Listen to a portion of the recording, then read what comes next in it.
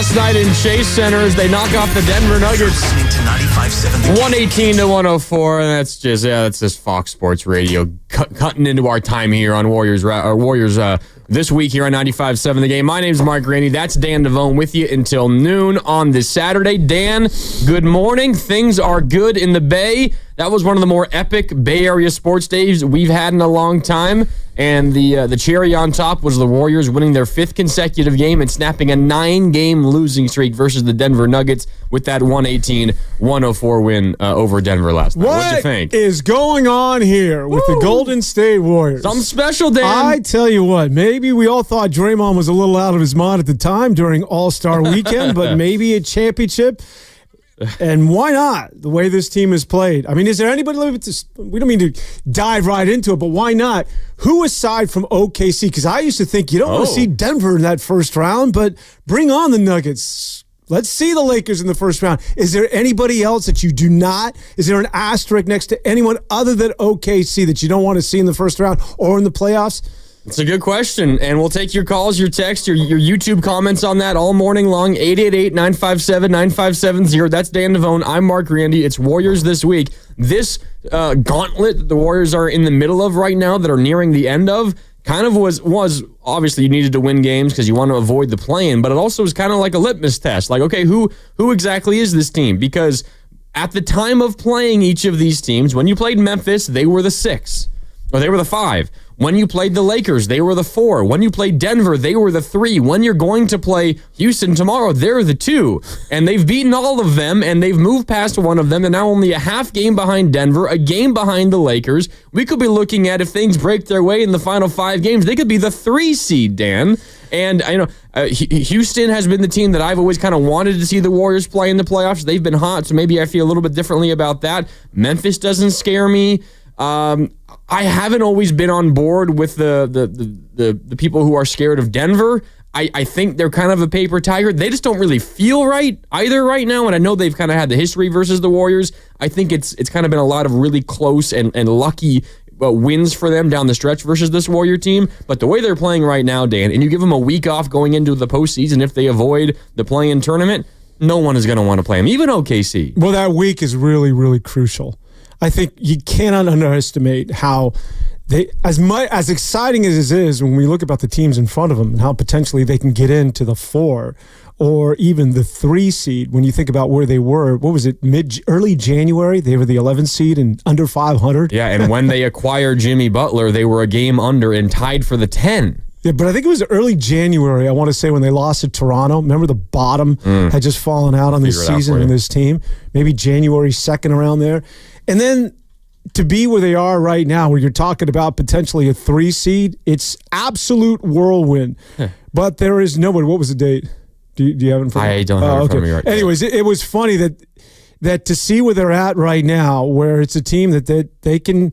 That's the thing. The beauty of the West is that I think you can stay with anybody. At Toronto on January 13th, they lost to fall to 19-20. Yeah, and that was in January, and here they are, vying for a number 3 seed.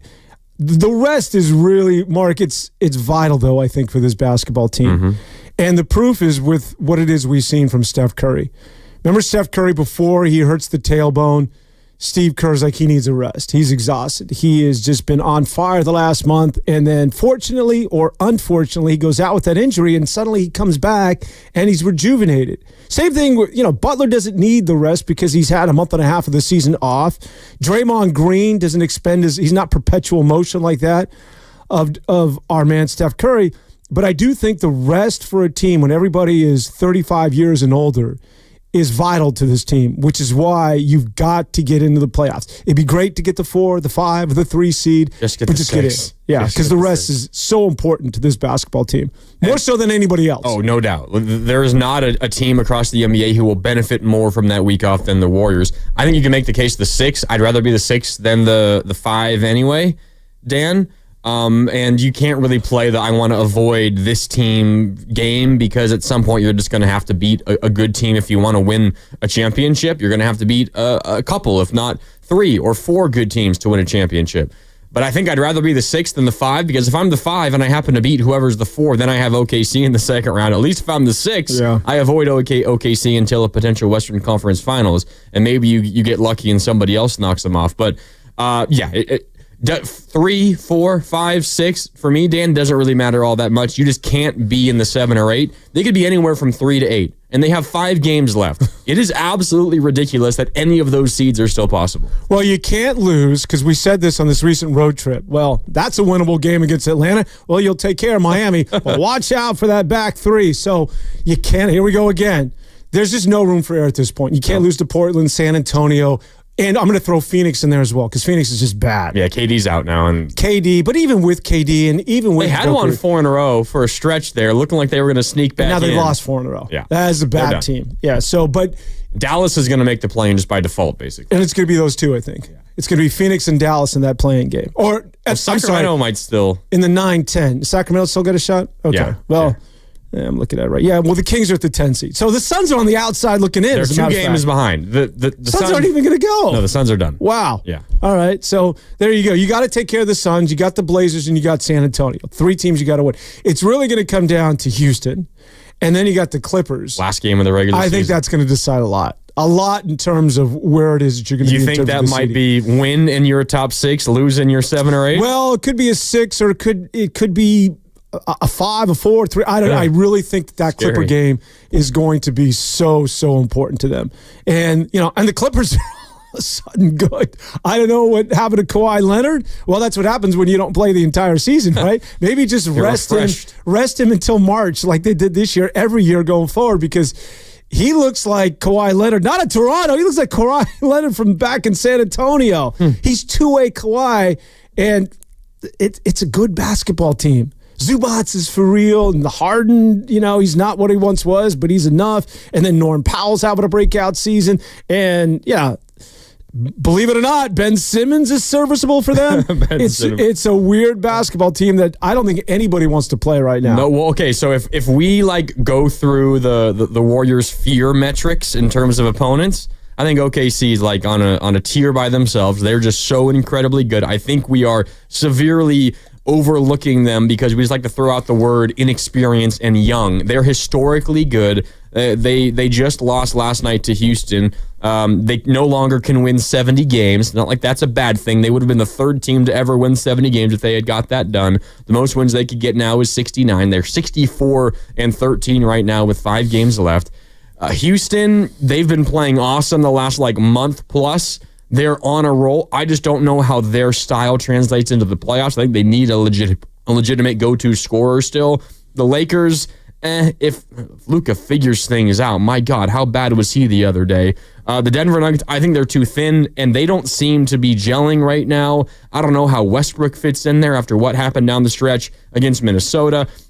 Honestly, Dan, maybe by process of elimination, one of the teams that I'm most fearful of if I'm the Warriors, it might be the Clippers. Yeah. Honestly. I think the Clippers right now are positioned perfectly, and they're lurking in the weeds because everybody is looking at the teams that you just mentioned. And I think Minnesota has also put it together at the right time of the year. And their size. Denver definitely doesn't want to see Minnesota. No. Well, yeah, they own Denver. They do.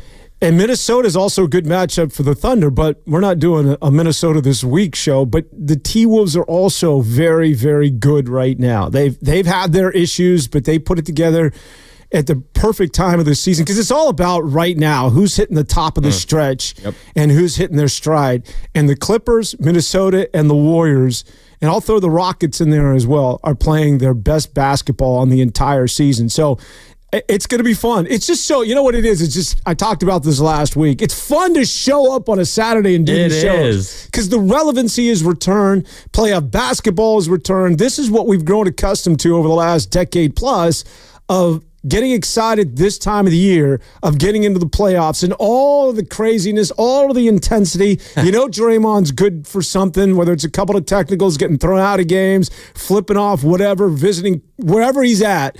And so it's exciting. I'll just start right there. It is exciting. They've won 5 games in a row. They beat, and all 3 of these wins, the most recent ones, Memphis and the Lakers and the Nuggets, not like blowout wins. But, we're talking about, what, a 9-point win in Memphis, earlier or later the other day in LA versus the Lakers. They knocked them off by 7. They win by 14 yesterday. Like, these aren't like you need a buzzer beater by Steph to win. Like, these are somewhat convincing games. Memphis and LA on the road, and you just beat a couple of teams in the Lakers and Denver who had your number. And part of the reason why I'm not as fearful of Denver even before last night as a lot of others was this Warrior team with Jimmy Butler, like, you can throw all that old stuff out the window. And same thing for the Lakers matchup. This Warriors team with Jimmy Butler, it's an unknown how they're going to match up versus these teams. I know there was the loss to Denver a couple of weeks ago when Jokic didn't play and Murray didn't play and the Warriors were healthy. That's just like a whatever random occurrence that happens in the NBA sometimes. But this Warrior team with Jimmy Butler, this is not the team that lost 9 straight to the Nuggets. This is not the team that lost to the Lakers in the postseason a couple of years ago. It's also a different Lakers team without AD and now with Luka. Luka looked absolutely terrible the other day against the Warriors. Moses Moody and company did a great job on him. I don't know, Dan. This is an entirely new Warrior team. And how about this? When Steph Curry and Jimmy Butler play, the Warriors are 20-2. Well, how about the new starting lineup? 20-2. They're 14-0 with that starting 5. That's amazing. Curry, Podziemski, Moody, Butler, and Draymond. 14-0. And it all makes sense. It just looks so right now. And Podziemski, who I'm sure we'll get into. Oh, yeah. I thought that, and I still do, that the X factor was Jonathan Kaminga because they need offense. They need scoring. And I thought, and I still do to a certain degree, although they're changing my mind with every passing game, that someone has to offset his scoring. Like Steph needs a break. If Steph has an off night, if Steph misses a game, you cannot expect him to do what it is that he's been doing. And you need someone else to pick up the slack. Hopefully it's Butler, and then there has to be a third as far as a volume shooter and giving you 20 to 25 a night. And I thought that was Jonathan Kaminga. Now I'm beginning to think, first of all, that who's to say Steph Curry can't stay on this torrid pace for another month and a half? And secondly, well, I thought it was Jonathan Kaminga. Maybe it's Podziemski. Maybe Podziemski is that second or third scorer. Because the one thing we have to keep in mind about Podziemski and all of these young players is that they're still ascending up the mountain. Like, we can't pass judgment on them because we don't know what their ceiling is. I know what Buddy Hield is. I know what some of these players have been in the league for years. Yeah, he's the one eyesore. I don't even want to talk about Buddy, but we will. But the book is still out on Podziemski. When people say, oh, he's not that sort of a player, and I was watching the networks, and they're talking about, well, Podziemski, yeah, how often is he going to score 28 points like he did against the Los Angeles Lakers? I mean, that's sort of, that's an anomaly. Really? Do we really know that he's not a guy that potentially can give you 25 points a night? Now, I know to this point, it might sound like it's a bit of a stretch, but all I've seen is incrementally, including the game against San Antonio, is that his numbers and his confidence are for real. And so while I thought it was Jonathan Kaminga that was going to be that guy that had to turn it on, maybe it's Podziemski who's been there all along that can be that second or third scorer. As ridiculous as that sounds, when you think about, if I was to say that to you in the beginning of the season with his sophomore slump and the guy couldn't hit anything, that where he's at right now, and again, the confidence with this kid right now, he was always confident, but now that the ball's going in, this dude's head's in the clouds in a good way, and I think it might be him number 2 next to that of Steph Curry, not Jonathan Kaminga, not Jimmy Butler. He's got you mentioned he has a crazy confidence no matter what. But when he's shooting like this, he gets like this extra level of swagger that not a lot of other people do. He hit the Jordan shrug last night, Dan. Did he really? After he hit one of his 4 threes last night, he's running down the court just shrugging. Like he's MJ. I'm like, what are you doing on here? Exactly. Like, Pods, that is the Michael Jordan shrug. Like, not anybody does that. He just hit the shrug as he's running down the floor with a giant smile on his face. Let me read these numbers to you, Dan. Since he returned from that 5-game absence where he had the lower back issue, right? He heard it on the road trip in Brooklyn, missed the first 5 home games of that 7-game homestand.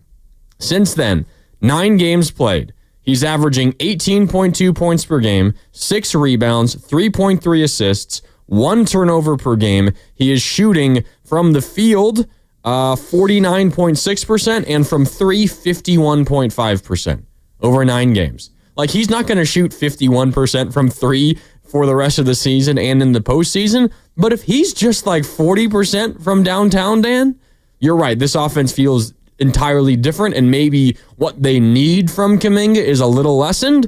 But if you still get that from Kaminga, then this team would take on an entirely different shape if they get that consistent shooting from Podziemski. I thought Kaminga was really good against the Lakers. Oh, he was awesome versus the Lakers. He was so good against the Lakers. He got a little sped up, I thought, last night, and wasn't one of his better games, but he's still fitting in, and he's still finding his way, and I still think that they're trying to find a balance of how he can play with Butler.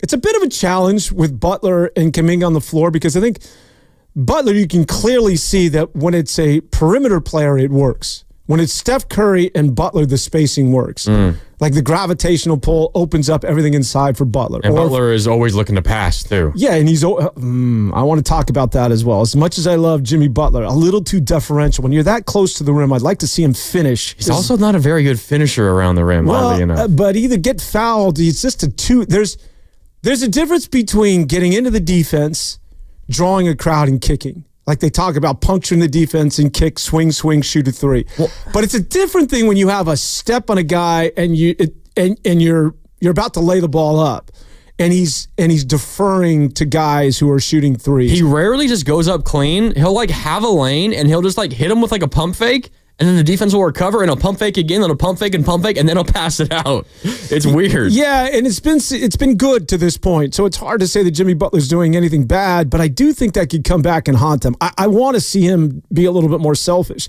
And quite frankly, as an indictment on the entire team, everybody is now got Jimmy-itis. Obviously in a good way, because the roles are defined, everybody's playing defense. Yeah.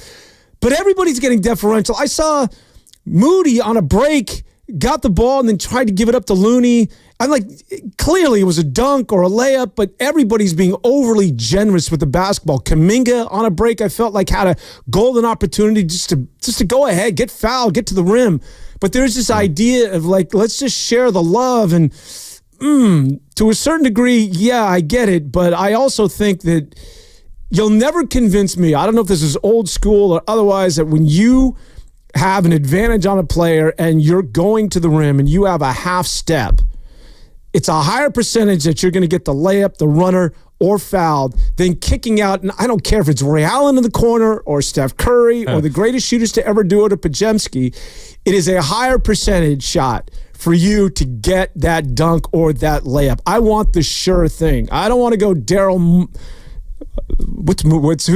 Daryl Morey mathematics. Yeah. It's just give me the high percentage shot, especially when you're inside like that. Well, I think it's why Kaminga is valuable to this team, and why if he plays like he did versus the Lakers going forward, then the Warriors have another level that they can reach. Because what you're talking about, so many Warriors drive with the intention of passing. They don't drive with the intention of finishing, right?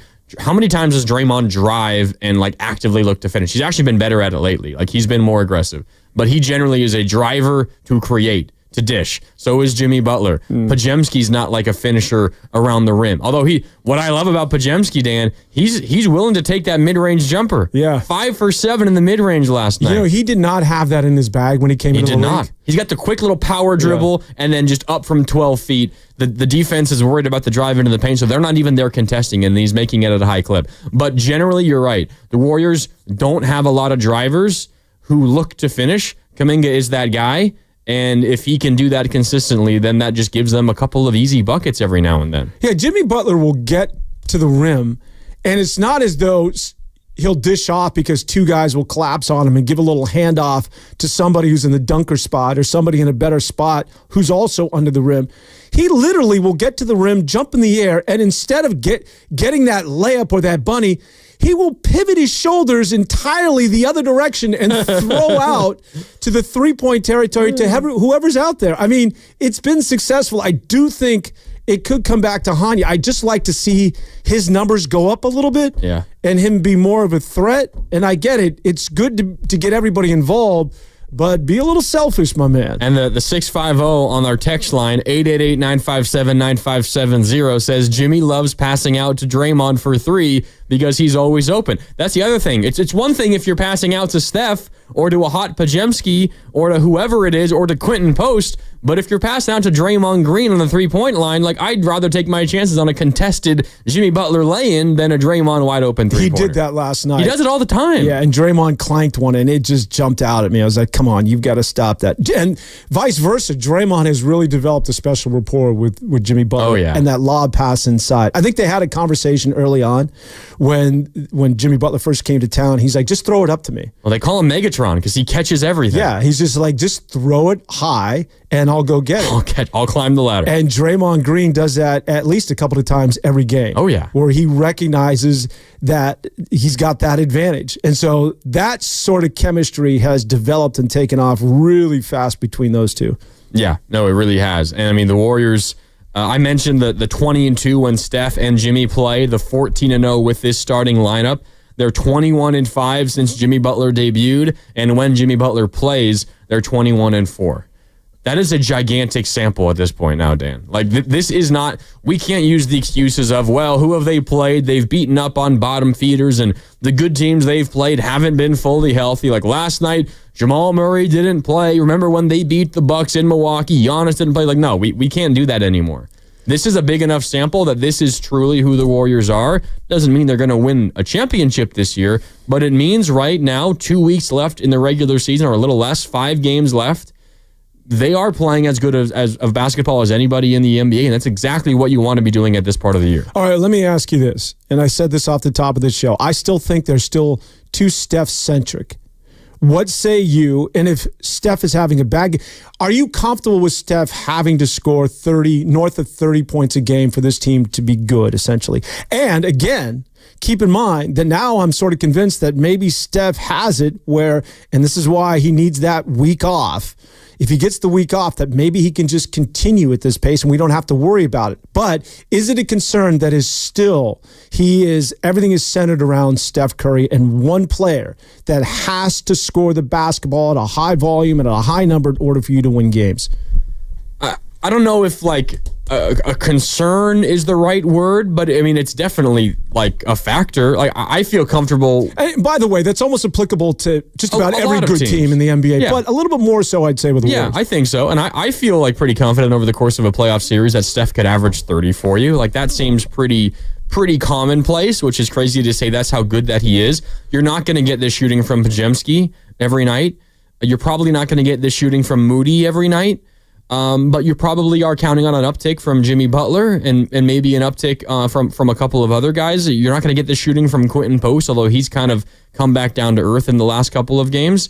No, I don't think I'm worried about Steph needing to score 30 a night for the Warriors to win. What I will say is the Warriors are probably of like the legitimate contenders, which is what, like Boston and Cleveland, probably the only 2 real contenders in the East. And then you got OKC. Maybe you consider the Lakers, the Rockets, the Warriors, Denver. It's somewhere in that group, and that's about it. Of those legitimate contenders, Dan, the Warriors are probably the most fragile of any of them because they've got a 37-year-old, a 35-year-old, and a 35-year-old, and you take one of those guys out of the picture and things come like crashing back down. Yeah. Now, that's the same for every team. Like if OKC loses Shea, okay, they're in trouble. If the Lakers lose LeBron, okay, they're in trouble. But I would venture to guess that the Warriors are the team that is so much more reliant on those aging stars, at least a trio of them, that they're more fragile than anybody else. But if they're full and they're healthy, yeah, I'm counting on Steph to get me 30 a night, and I think the Warriors, no one is beating them in 5. No one in the NBA. It's going 6 or more versus a fully healthy Warrior team. If Steph Curry is healthy, they certainly got a shot. I'm just concerned what it is that we saw in the first 2 games of that road trip with no Steph, and they look like an entirely different basketball team. It was unserious. And so, I mean, I've seen some other good. Jaylen Brown hasn't played for a while with the Boston Celtics, and I saw that game when they played Memphis, and they just handled them. Like they just played Boston Celtic basketball. You didn't even know Jaylen was out. Yep. I mean, it's just they're so good. And you could say that about certain teams.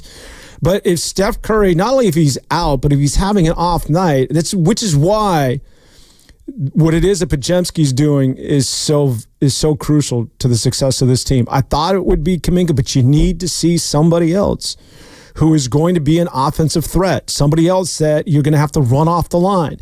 I look at maybe Steph can stay at this pace and just drive you home, but I think to provide a security blanket for the Warriors, you're going to need to see it from somebody else, and it's got to be consistent. Like, I think if you have Steph being Steph, and then whoever it is, Jimmy Butler is giving you that 18, and then you can rely on that third person, whoever that third, if it's Kaminga, if it's Podziemski, and you got three guys every night from this point forward that I know I'm going to get my 30-plus from Steph or 28 from Steph, but I'm going to get 22 from Podziemski, and I'm going to get 20 from that Jimmy Butler. If they get that from those two, I mean. And then it can just be Moody can have a good night, Post can have a good night. You can share the wealth with some of these role players. But I need to see a little bit more structure aside from what right now, it's just to me too much Steph, and we're going to go as far as our 37-year-old star is going to take us. Yeah, but I mean, it's kind of the Warriors' reality. It's always been that way. The difference now is that he's just 37 years old, and maybe we're a little less convinced that he can do it night in and night out, although I'll just point you to his game log the last handful of games, Dan. It's looking pretty darn good. It's amazing. Well, the last time they won when you had Jordan Poole, so is Podziemski this year's Jordan Poole, or is it Kaminga? You need something in there. Wiggins was also amazing. Wiggins was amazing. You just need somebody to sort of offset what it is that he's doing. Just take some of that pressure off. That's Jimmy Butler. If it's Jimmy Butler, Jimmy Butler just got to score a little bit more. And Jimmy Butler has obviously been amazing to this basketball team. It's just about offense. Because what it is I saw Jimmy Butler when Steph Curry was out of the game, it was clearly anemic collectively from a scoring standpoint. So who is that guy consistently? And if it's Butler, if it's Podziemski, is it Jonathan Kaminga? I think that it has to be defined a little bit. Yeah, I agree. All right, 888-957-9570. We've got time for your calls. It's Warriors This Week. That's Dan Devone. I'm Mark Randy. We've got 2.5 more hours with you here on this Saturday morning. And again, plenty of time for your calls and your texts at 888-957-9570. I tease those Steph Curry numbers. I will read them to you when we come back. He is absolutely playing out of his mind right now. We can get into that. Plus, I mean, we gotta pay our respects to some of these other Warrior players as well. And hey, you wanna call your shot about which seed the Warriors are gonna be? You can let us know. Shoot us a text, give us a call, let us know on the YouTube chat. Where do you think the Warriors are gonna end up? It could be anywhere from 3 to 8. Call your shot with 5 games left in the regular season. It's Warriors This Week. Dan Devone, Mark Randy with you. More next on 95.7 The Game. Homeowners and contractors, listen up. Decking season is here.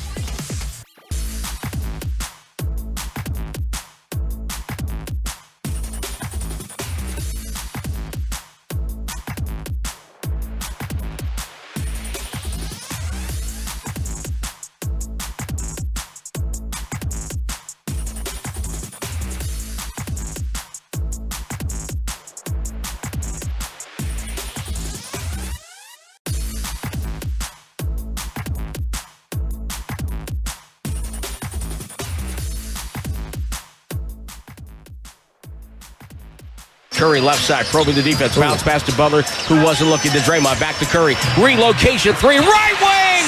Stumbling into the crowd. Stephen Curry putting on another show. He's got 33. It's his 7th three of the night. Now back to Warriors This Week on 95.7 The Game. Welcome back, Dan Devone. I'm Mark Randy here on Warriors This Week on 95.7 The Game. That was the call by the great Tim Roy of a crazy Stephen Curry moment, and he's had so many of them of late. Dan, let me just read to you Steph's stats from the last 3 games. In Memphis, in LA, and at home last night versus the Nuggets. 52 points in Memphis, 10 rebounds, 8 assists, 5 steals, made 12 threes. That was in Memphis. In LA, 37 points, 6 assists, made 4 threes, and then last night, 36 points, 5 assists, made 7 threes. Averages in those 3 games, 41.7 points per game, 5 rebounds, 6.3 assists, and from downtown, he's gone 23 for 46 in 3 games. Stop it. The volume paired with that efficiency is absolutely insane over 3 games. And maybe you're leaving out the biggest number of all. What is it? 37. 37 years old. It's nuts. And all wins, 3-0, in huge games. Well, you could say that gauntlet was the biggest games of the season. They have been. And that's who he is. It's not Memphis on a Tuesday night in February or Charlotte in a meaningless game back in November. This is what he does. In the biggest games, the biggest possessions, Steph Curry is absolute money. Now, again, I don't mean to throw water on this thing, but are we just going to rely on him to be this guy from here on out? I think it's asking a lot. Like, I think when he has an off night, and maybe there aren't any left for the remainder of this season, but I'm just going to play the percentages that there's going to be an off shooting night, or he's just not going to be feeling it. Those 37-year-old lays are going to start barking. Who can Trust me, they're already barking, and he's still doing this. But who can help him? If it's not Kaminga, and maybe it is Kaminga, I'm still holding out hope for the kid. Is it Podziemski, what we've seen from Podziemski, that this is legitimately going to be a 25-point-a-night guy? Jimmy Butler, can he get his points up and be a guy that can also drive you across the finish line offensively? Or are we going to expect these crooked, crazy numbers that Steph Curry is putting up to be the norm for this team going forward? I would just say that, to me, having been around the block and watching a lot of NBA games, at some point, Steph Curry, it's not about coming back down to earth, but I do think that his numbers are going to settle in a little bit, and I think that there's going to be a night where he's not going to be Steph Curry, and can you still win those games? Because you cannot afford to lose anything at this point. Everything is vital. And is it all predicated on the shoulders of one 37-year-old star? Yes. And you're right. And you feel good about that. He's not going to average 42 points per game the rest of the regular season, and he's not going to average 42 points per game in the playoffs.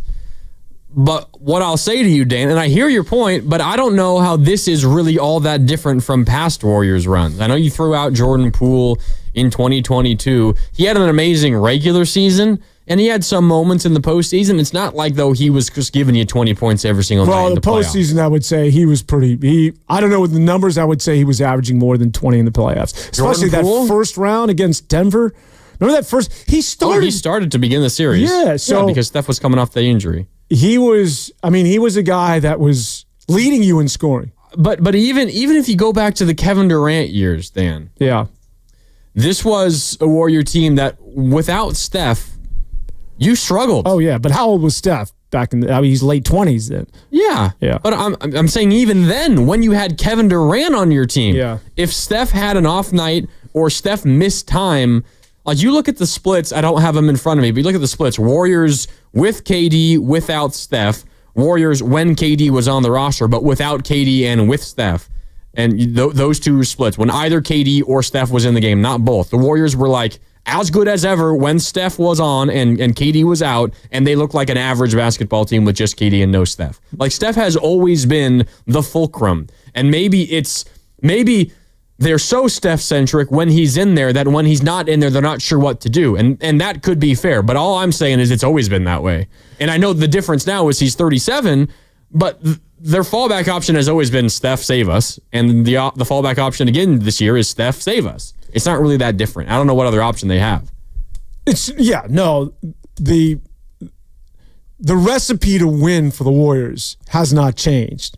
It's still arguably the greatest to ever do it. Former MVP. I heard MVP chants last night at age 37. By the way, Poole in the 22 playoffs, 17 points per game. And he's still the best player on that team. But I just think at age 37, can you win a game when he's pedestrian? 16 to 18 points he gives you a night. Are you still competitive? And on those few nights, it'd just be nice to know that, well, back in the day, at least you had KD, that there is a number two. I don't know that that's clearly been defined yet as far as the score. I know the second best player on the team, it's Jimmy Butler. And you can throw Draymond Green in there as well. But in terms of scoring, because this is, when you get into the playoffs, you've got to put up points, especially when every possession is that much more amplified. There's not as much transition. You got to get baskets another way. And I'm seeing the text line saying, "Good morning, Buddy needs to be that guy." I'm out on Buddy. Buddy has been just so bad. The thing with Buddy Hield. Here we go.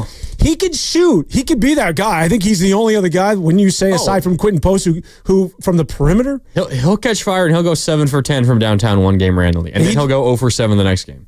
And it's not about his shooting. I understand. Shooters are like that for the most part. It's just his buy-in defensively. Did you see Steph chew him out last night?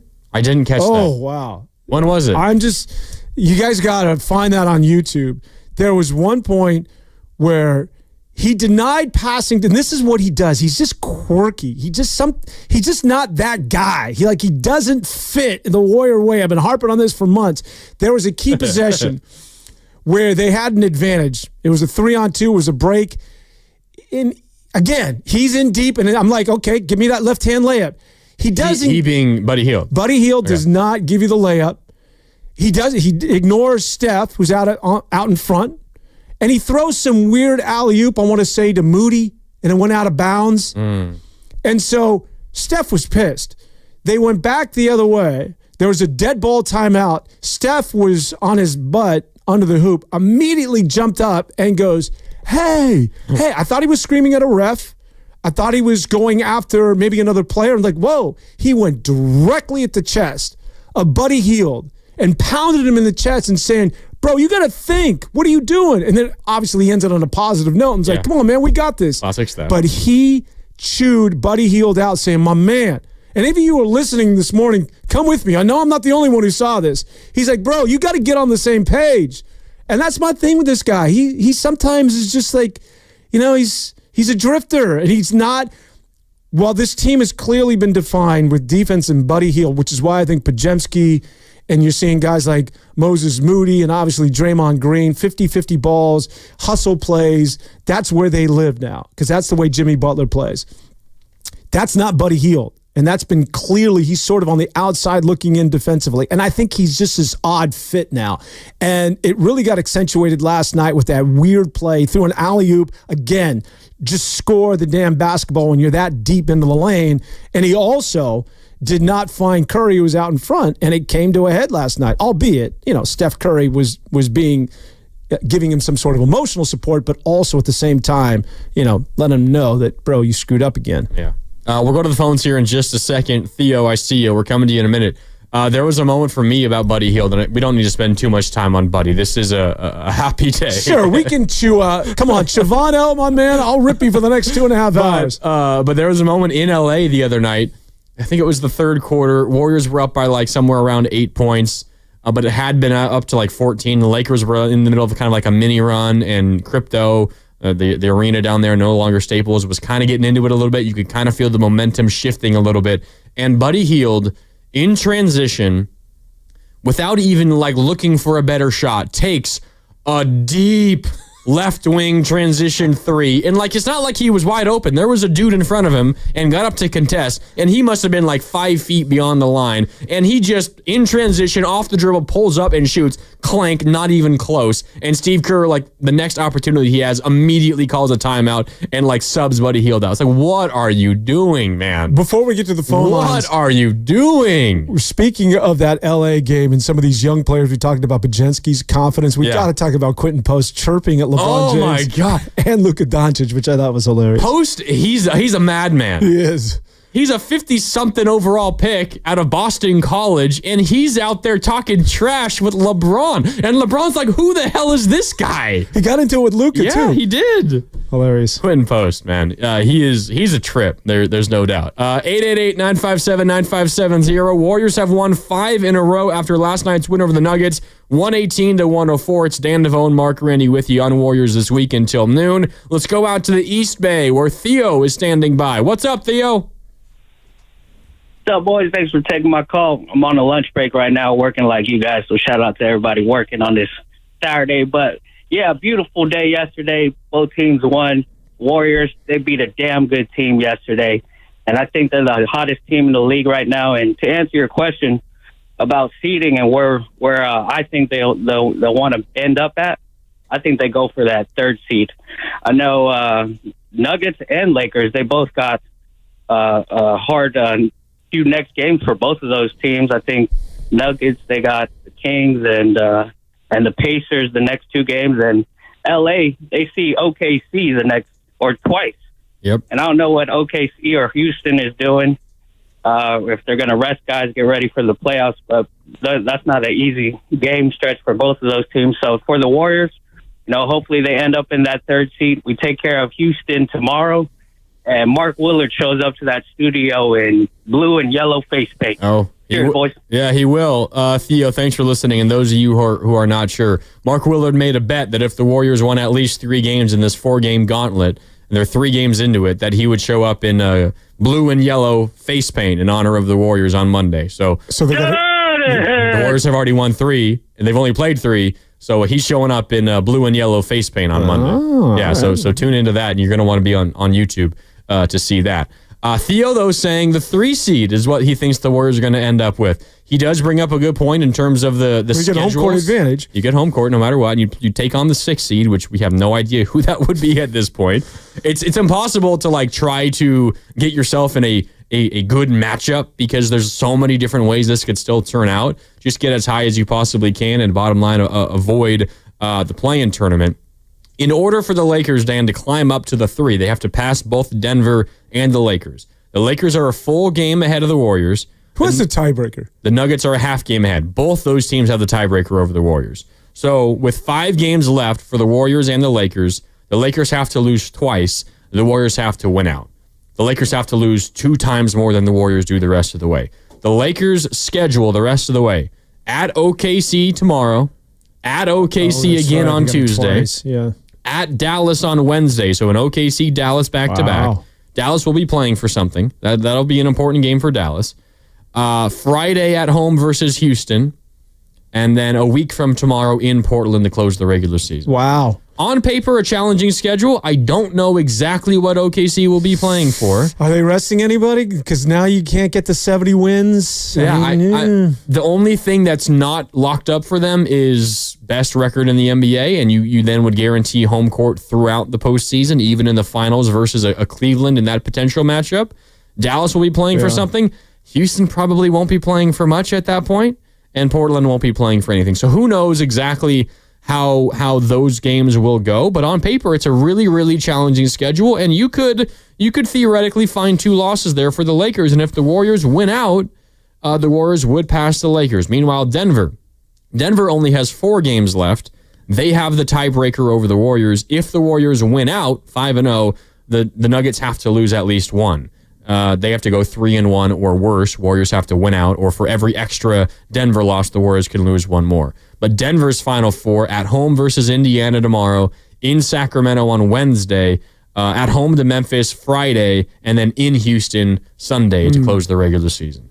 It's hard to play the schedule game because you don't know exactly who's playing for what. Yeah. The Kings will be playing for something. Memphis will be playing for something. Houston, the last game of the regular season, probably not. Indiana's pretty locked into a top 6 seed in the East, but maybe they're playing for seeding and for matchups at that point coming up tomorrow. But there is a realistic possibility, Dan, somehow, some way, where the Warriors are the 3 seed when all is said and done. Which would be ridiculous. Makes no sense. I don't think you can. If you're the Warriors, you can't. I don't know Steve Kerr's message to any of them, but you can't pay attention to any of that stuff. You just got to win games. It's trite as it might sound. You just got to focus on Houston. You got to focus on your next opponent because your head will fall off trying to figure this stuff out. If you're trying to figure out who you're going to, what's advantageous if we finish in the 6, the 5, the 4, the 3. Because you have no idea who you're going to draw in that first round. The Warriors just have to be healthy, and B, they've got to be in the playoffs. That's all you need to concern yourself with. So if you're the 6th seed and you're the Golden State Warriors and you got into the playoffs, that's a win, even though you missed out on the 5 and the 4 or the 3. Like the 6, let's keep in mind again, that which could be a week off. I don't mean to continue to harp and bring this up, but that is so vital for this basketball team. Yeah, you play Sunday versus the Clippers, and then if you are a playoff team, not a play-in team, the Warriors probably won't play again until the following Sunday. It would be a full week off. And that's crucial for this team. Whereas, because as much as we want to look ahead, should they be in that play-in game, you're playing on Monday. And then I think it might be Tuesday. Well, it depends if it could be Tuesday. And then if you lose that play-in game, you got another shot at it. Yeah. But then you'd get OKC in the first round, even if you win that one. So stay away from it entirely and get the rest. Because we've seen what it's done for Steph Curry, where he had, now he's playing with his butt pad and he was out for like 4 or 5 games and he's rejuvenated again. So it's a thing. It's a thing, especially for Steph Curry. Steph Curry is just, the guy does not stop. So rest is good for a guy who's 37 years of age. It's not like 37 years of age for Kareem Abdul-Jabbar or Shaq never made it to the age. You're talking about a point guard who's moving more than anybody in the league right now. 6'2". Yeah, so, rest is something, and getting into the playoffs is a 6 seed. I don't really care if they're the 3 or the 4. That'd be nice, but just get in. I'd rather be the 6 than the 5. I think the 5 is the last spot I want to be, other than obviously the play-in, because I don't want to be in the OKC half of the bracket. But if you guarantee me home court in a first-round series, as in the 3 or the 4, I would take that. But I'd rather be the 6 versus the 5. It doesn't matter who the opponent is in the first round, whether it's the Lakers or whether it's the Nuggets. I would take that being the 6 and be in the Houston half of the bracket and not the Oklahoma City half of the bracket. But again, there's. You're going to see OKC at some point, really. If you're going to be good, and they're going to be good. If you think you're going to win a championship, you're going to have to beat OKC. I guess the thinking is that maybe they're a little bit worn out, and maybe they get battle tested by the time you get to them in the Western Conference Finals. Maybe that's a thing. But listen, you're not going to avoid them if the end goal is to get to the NBA Finals. Yeah. And the Warriors aren't scared of anybody. Like they'll go to battle with anybody. You're talking about Steph and being rested and all of that. Steve Kerr was talking about Steph's conditioning yesterday. Steven, I'm going to play this here on my end. Just make sure my pot's up there in the back. Steph Curry's conditioning. Steve Kerr talked about that as maybe one of his most overlooked attributes. In 3 different cities, at 37. He looked so fast out there tonight. And I think maybe it's his most underrated part of his game is his conditioning. Just incredible what he does out there, especially considering how much attention he draws defensively, how much pressure people put on him, and he handles it night after night and flourishes, but an incredible athlete. Well, Steve's spot on there, and I was watching the game last night, Dan, looking at how the Warriors, the first quarter wasn't good defensively, but offensively it was good, and they were energetic, and they were into it, and you could tell how much this game meant. How many times would Steph Curry pound his chest, get the crowd on their feet, like actively going over to the sideline and begging them to get on their feet. Draymond Green, he can taste the DPOI. Every stop he gets, he's like pounding his chest and dapping up his teammates on the sideline, getting the crowd into it. I was really impressed, and what Steve is talking about is part of it, just with the Warriors' overall energy last night. You know that they wanted it, but a 37-year-old Steph, a 35-year-old Draymond, a 35-year-old Jimmy on a back-to-back after a 2-week-long road trip, and you come home and you have to play that next day after those 2 weeks on the road. Meanwhile, Denver rested all their key guys versus San Antonio the other day. They came in well-rested. They were in San Francisco in their hotel rooms watching you play the Lakers in LA. They were sitting here in your city waiting for you to get here, and you came in and you looked like the more well-rested team, the more energetic team, the team that was simply more interested in winning that basketball game, and I was blown away by the desire and just the will of the Warriors last night. And the Lakers did the same thing. They were at home watching the Warriors on TV beat Memphis. They had 2 days off before that Warrior game. And so, it's been spectacular. Here's, again, maybe I'll be that guy just to throw caution to the wind, is that when we talk about the conditioning of Steph Curry, and again, when you're at age 37, and you look at the blueprint of last night, were they a bit lethargic to start things, I think, in that first quarter? Especially defensively. And then, defensively, and then they got that defensive energy. Yep. They started to switch, and then they started beating guys to the rim or getting defensive and offensive rebounds.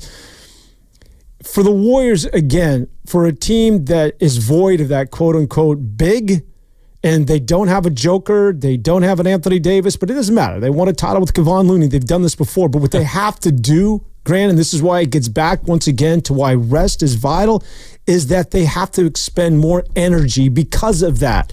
In order for them to be good defensively, because you don't simply just have that big guy, you beat me at the point of attack, well, good luck getting by Anthony Davis. So I got a big behind me. No, everybody has to work. Everybody has to be on that proverbial string. But because you have to work that much harder and you have to produce that much more energy in order for them to be good defensively, which is a real thing, it just becomes a question mark as to when you're at age 35, 36, and 37, respectively. Can you do that through a 7-game series?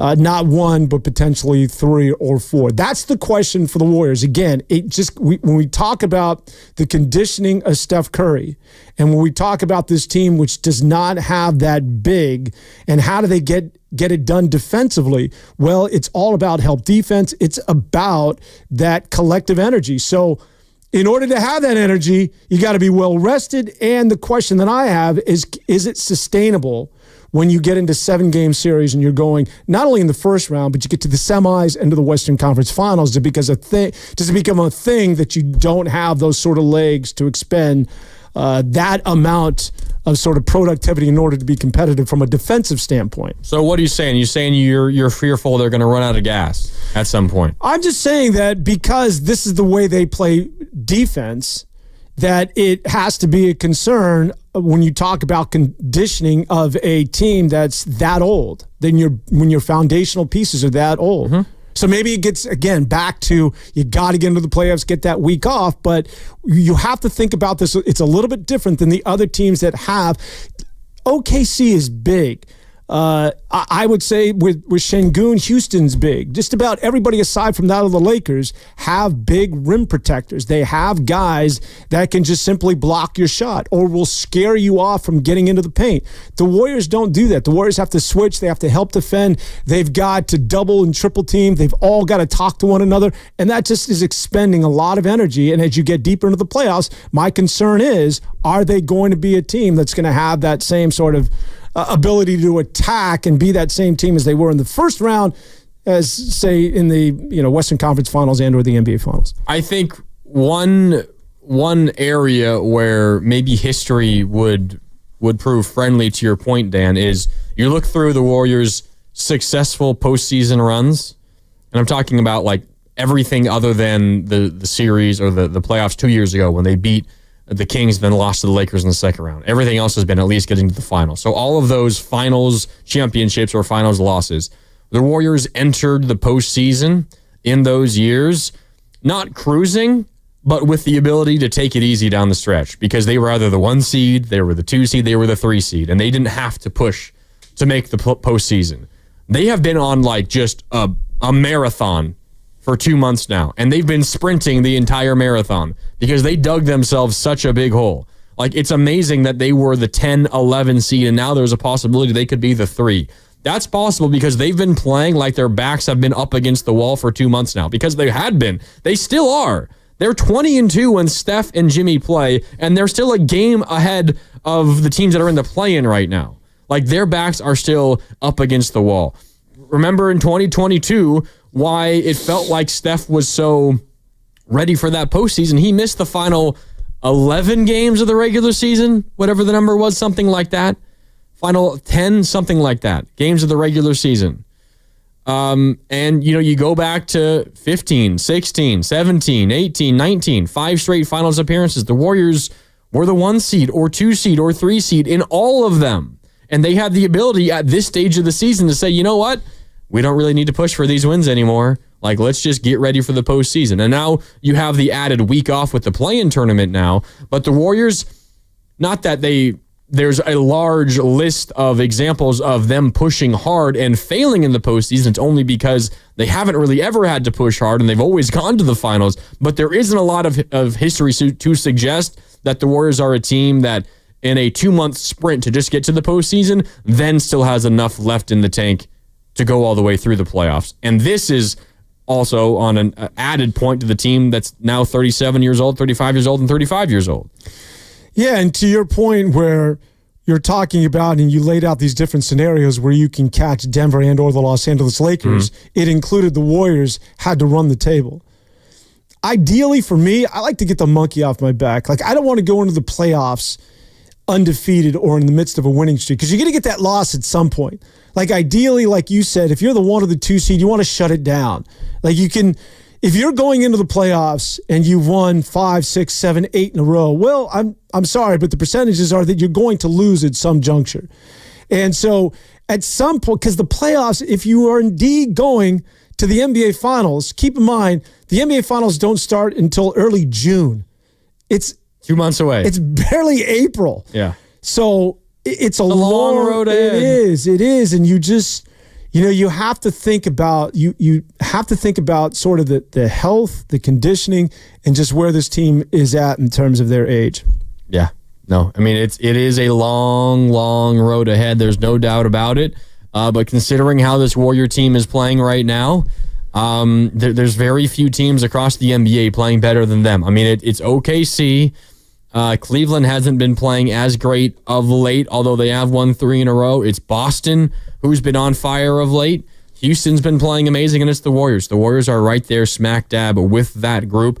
Oddly enough, you can also throw the Clippers in there and maybe the T-Wolves, although the T-Wolves haven't been quite as good of late, although they have won 4 games in a row once again, but they had a couple of weird losses, just like the Warriors did earlier on their road trip. All right, it's time for a break here on Warriors This Week. That's Dan Devone. I'm Mark Randy. We got time for your calls at 888-957-9570. Who do you want to shout out after last night's win? Because we can go up and down just about the entire roster, and everybody deserves a shout out. So who do you want to shout out? Plus, call your shot. Where do you think the Warriors are going to end up in the Western Conference standings? And who do you want to see in the first round? Or who maybe do you want to avoid? Who are you most scared of, if you're scared of anybody, as a Warrior fan? You can let us know via the phone lines, via the text line, or on our YouTube chat at youtube.com/957 the game. Plus, when we come back, I gotta give some praise and some credit to Draymond Green because he deserves it. That's coming up on the other side. It's Warriors This Week. Dan Devone, Mark Randy, more next on 95.7 The Game. Hey, this is Willard And Dibs. from 95.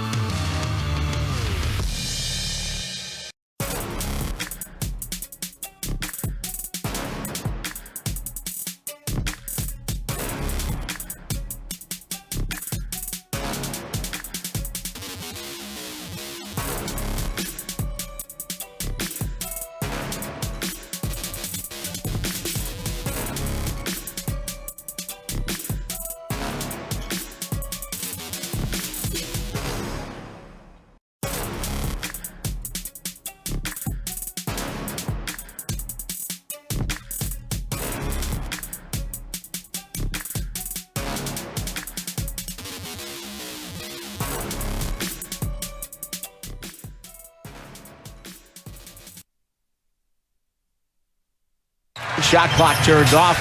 Warriors will hold it. This one is another W for the Dubs. At the end of a 2-week-long trip, which went into Miami, Atlanta, San Antonio, Memphis, LA, and then ends up back here on the back end of a back-to-back, and the Warriors fighting through all of that. Come away with a 118-104 win over Denver. Snapping a 9-game losing streak to the Nuggets, but more importantly, they will be in the playoff bracket for yet another day. As they continue to put pressure on the teams below them. Now back to Warriors This Week on 95.7 The Game. Tim Roy hit Pasta with the pump fake, got him up in the air, and got to the free throw line. That's all right. That's all right. Tim Roy, the great, calling the Warriors 118-104 win over the Nuggets last night. How about this, Dan? Last night was the Warriors' 46th win of the year, equaling their win total from last year. Right, 46 and 36. And the last 2 years. Really? Yeah. That's true? Yeah. And so 5 games left. They were 46-36 2 years in a row? I want to say. Let me double check that. That was the 2022-2023 season. I think they might have won 48 that year. Let's see. 2022-2023, the Warriors won 44 that year. Oh, all right. So they've surpassed the win total from 2 years ago. How about that? 44 wins 2 years ago, Dan. It got the Warriors the 6th seed, and they were only the 6th because the Clippers won the tiebreaker with the Warriors. The Clippers were the 5 with 44 wins. How about this? The Kings were the 3 with 48 wins. Oh, wow.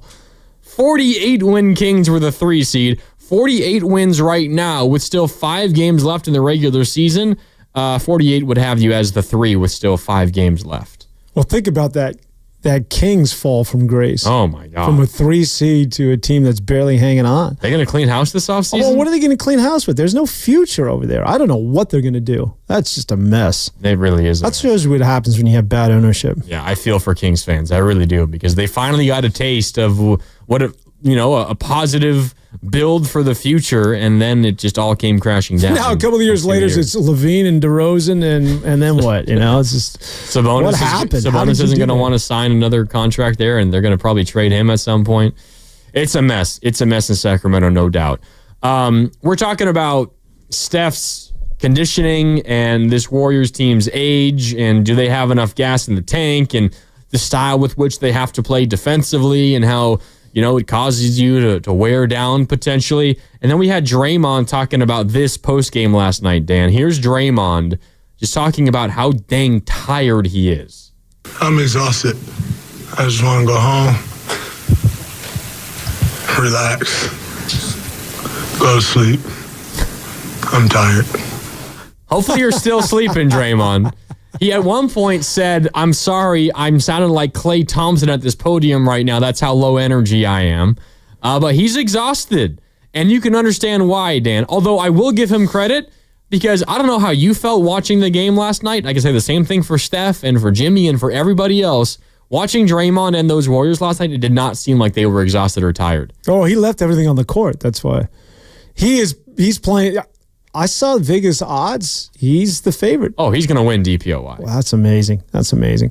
All it takes is a little bit of campaigning, I guess, and he flipped the market immediately. But this is sort of gets back to what it is that I'm talking about, is that, first of all, he needs a week off. The entire team needs a week off. But he's going to have to expend that sort of energy once you get into the playoffs. He's got to be Draymond every single game. You don't have the luxury of just funneling defensively into a big that's just simply going to block shots or, again, guard the house. You don't have the luxury of that big. So what does that mean? It means that Draymond's got to be that guy where he's just, he's extending on guys, he's closing out on guys, he's watching Jokic, he's switching on Porter, he'll get out and guard a 1. I mean, he's got to do so many things. We know about Steph. Steph doesn't stop. Steph is perpetual motion. And then Jimmy Butler's also a ball of energy. So because you don't have a big basketball team, this is the way you got to play.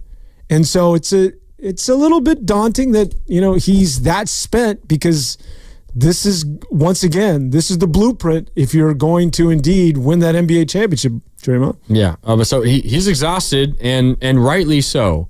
But hearing him say that last night and watching the way that he played again last night and just the energy and the passion with which he played, it got me thinking, because Draymond has played in each of the Warriors' last 29 games, all 29 of them.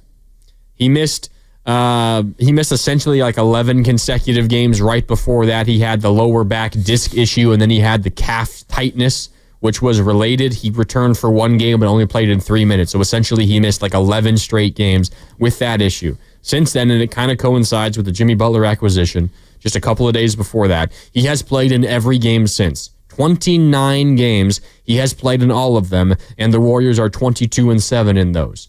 He has played in those games an average of 30.6 minutes per game, which isn't a terribly high number, but 30 minutes a game over the course of 29 games for a 35-year-old who is undersized, and for the vast majority of those games and minutes, playing the 5 against big guys over and over and over again.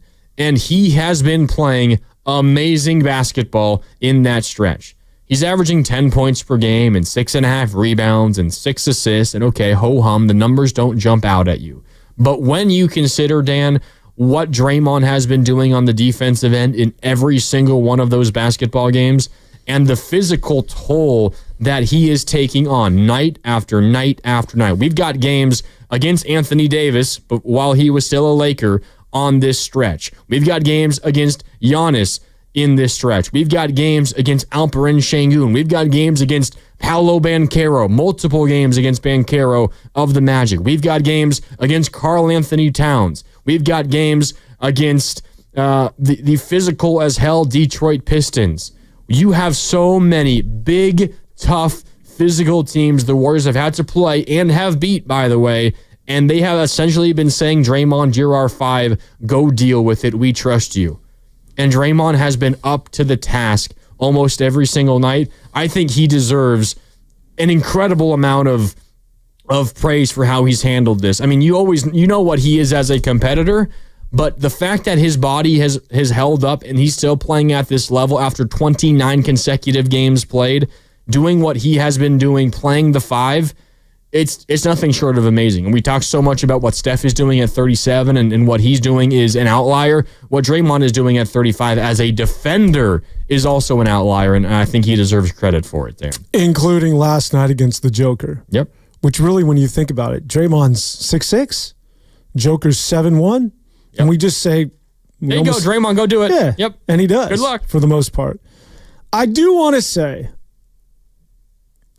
And I don't want to be Charles Barkley, but I hear the tired word more often than I ever have throughout my entire fandom life. I just want to go home. And it almost is, it's sort of baked into the fabric of, okay, players get tired and we could talk about it publicly. I know what it is that he did, and I'm glad that you laid that out, because I think it's sort of, you're the best statistic guy. Like you shine, put a light on these things. Like you threw Podziemski stats out at me the last time I did a show with you. I'm like, holy crap!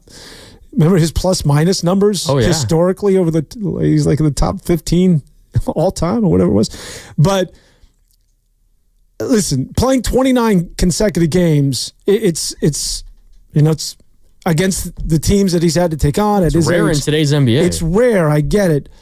But it is, it shouldn't be that much of a rarity, I guess is what I'm saying. And the fact that we hear players that are so comfortable now just saying, I'm tired. And coaches talking about their stars like Steph is tired. I get it. I understand load management is a real thing, and you're all tired at this juncture. But I just don't remember Michael Jordan ever saying that he was tired. I just don't remember back in the day players being so free and willing to just publicly share how tired they were. I mean, even in the flu game, I don't remember Michael Jordan saying, I'm tired and sick as hell. You just did it. You get paid and you play basketball. Again, this is not one of those get off my lawn rants. It's just as frequently as I hear publicly players being so comfortable to associate themselves with I'm tired, and I want some level of empathy from you, the audience, you, the media base. I'm just letting you know that I think what it is that he's doing, because he's so smart and calculating and he knows how to PR himself to be DPOY, is to sort of elicit the response that you just so eloquently provided. He knows he's pushing those buttons. I'm tired. So do me a favor, Granny. Go look what it is that I've done over the last 29 games and bark that over the airwaves, because I want to be the DPOY. I got you, Draymond. I got you. I just sort of, the idea that players now can so casually say, I'm tired. Maybe it's obviously basketball in 2025. I'm just highlighting the fact that you didn't necessarily see a lot of that. It wasn't very prevalent back in the day. 29 games for somebody else is different than the last 29 games Draymond just played, though. And he's also 35 years old. And you said 6'6", going up against 7-footers routinely. And yeah, they got Quentin Post. And by the way, whenever Quentin Post was on Jokic last night, same thing for Guy Santos. Oh God, it was over. Yeah. And no, I'm not denigrating what it is that he did. I know you're not. It's more just the difference in generations in NBA and how today's league is different. But playing 29 games and saying I'm spent, that used to be normal. Yeah, that used to be normal. Something that you would. But let's also not pretend that these 29 games are normal games for Draymond. No. There's like nobody else his size in the NBA who could do what he's doing. And much like Steph, where I said these are must-win games and that's what he does, well, it's also what Draymond does. These last 29 games, you could argue, you needed every damn one of them. Yeah. Like they've been on you didn't win every one of them. A 2-month-long sprint. But you needed Draymond for every one of them. A 2-month-long sprint. And for the Warriors, it's why they desperately need the week off, because they have never been able, and it hasn't happened that often, because generally when they're in the playoffs, they're a top 3 seed and can kind of chill at the end of the regular season. They haven't shown, through no fault of their own, mostly it's because they've been too good, that they can go on a 2-month-long sprint before the postseason and then still have enough left in the tank in the postseason. But we're going to find out this year. Hopefully. We hope that they make the postseason. Incredibly, it's still not a lock just yet. 888-957-9570. It's Warriors This Week. That's Dan Devone. I'm Mark Randy. Let's go out to the phone lines. Bob is in Marin. What's up, Bob? Bob, how you doing? Good, God. How are you guys? Thanks for taking the call. Yeah, for sure. We're doing well, man. Hey, I just want to say, I think I take your point, Mark. I think it's a really good point. He's 35, and guys that he's playing are not that old, and they haven't been to the playoffs that many times. So him kind of saying that, hey, I'm getting tired, it might just be that he's just a little bit of gamesmanship. And I know that he's tired, and fans knows that he's tired. And I just want to hear from the fans that have always say that Draymond, he's so difficult. He's so difficult. And now you've seen his genius in the last 30 games, what he's capable of, why Warriors won all those championships. Yes, it was because of Steph, but it was also because of Draymond Green. So thanks for giving some love from this radio station. It's pretty cool to hear. Yeah, thanks, Bob. Appreciate it. I also think, and this just came through on our text line as well from the 510, this might not be like I've played 29 games in a row, I'm exhausted, although Draymond did talk about that a couple of weeks ago, saying everyone's tired at this point in the season. Everyone's tired. Like, that's just the nature of the NBA. And that was probably true back in the 80s and 90s as well. Like, you get to April and you're probably tired. That's just the way that it works. But this is also a unique situation the Warriors were in. A 2-week road trip, and then after the road trip, you fly home and you have a back-to-back at home. Like, that doesn't happen that often. It's a pretty unique situation. And the back-to-back are against the Lakers and Denver, and two teams that you need to win. Yeah. I get it. And again, I don't know, the context. Sounded like a hater, Dan. No, not at all. I just was sort of like, someone's got to push some buttons here. Who else we got on the phone line? We got Will and Marin. Let's go out to Will. Will, what's up? You're on Warriors This Week. How you doing? Good. How are you guys? We're doing good. It's a beautiful Saturday, and yesterday was a great day in the Bay. Oh, it's gorgeous. Yeah. So I just wanted to take odds of, like, in terms of comparing it to the old days. I think there was a lot more iso ball back in the days, of Mark Jackson and Patrick Ewing, or even Carmelo Anthony. The way the Warriors are playing now, they're sharing the ball. Everybody is running. I mean, when they did some of the replays of some of those plays, how much Steph is running on one play, and on defense too. You're chasing people around in a way you were not 10 years ago, 20 years ago. So I just think there's just so much more exertion in the way at least the Warriors and most teams are playing these days. So I don't think you can compare it. I think it's so much more exhausting nowadays, to play 30 minutes of basketball the way the Warriors are playing than the old days where you just dumped it into big man, or maybe, I just, even in the Olajuwon, Kenny Smith days, they were not running the way these Warriors are running. So that's all. Appreciate the call, Will. That's a great point. And he's right. And when people talk about, the NBA product right now, nobody's watching it, it's not as good, and we romanticize about back in the day, the NBA was not nearly as talented as it is now as it was back in the day. You did not have guys crossing the timeline, hoisting threes, and having it be within their range. Go pop in and watch the Celtics and the Lakers, the two teams that defined the NBA and are thought of as the golden age. Watch those NBA finals with Bird and Magic. Everybody's packed inside. Everybody's down in the post. Nobody played on the perimeter. Not only offensively does everybody have to have a handle, a Euro step, a step back three. The talent is so remarkable in today's game. But in order to counter that, defensively, it means that I've now got to extend 30 feet out because Damian Lillard can shoot that shot. So what it's required both offensively and defensively in the game, they're in a completely different stratosphere of where it is that the game was once played. I do not want to be categorized. You do not mistake me for being like a Charles Barkley back in the day was so much better. No, not at all. What you have to do defensively now, the defense is so much better because you have to extend. It doesn't look as good because the offense, I think, is a step ahead of the defense because it's clearly with guys now who can, every team has players that can shoot threes. Back in the day, it was a few throughout each conference. And now every team has not only one or two, maybe they get 3 or 4 if you're the Boston Celtics.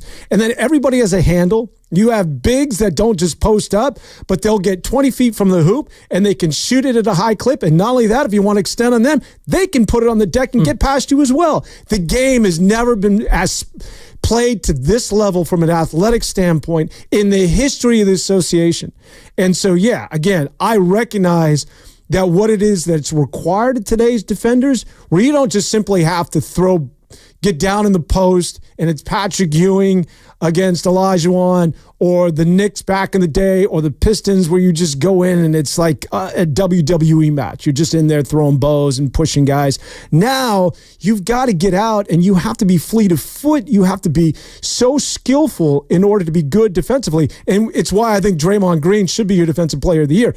Take nothing away from Evan Mobley, but can Evan Mobley get out and extend on somebody? Can he guard 1 through 5?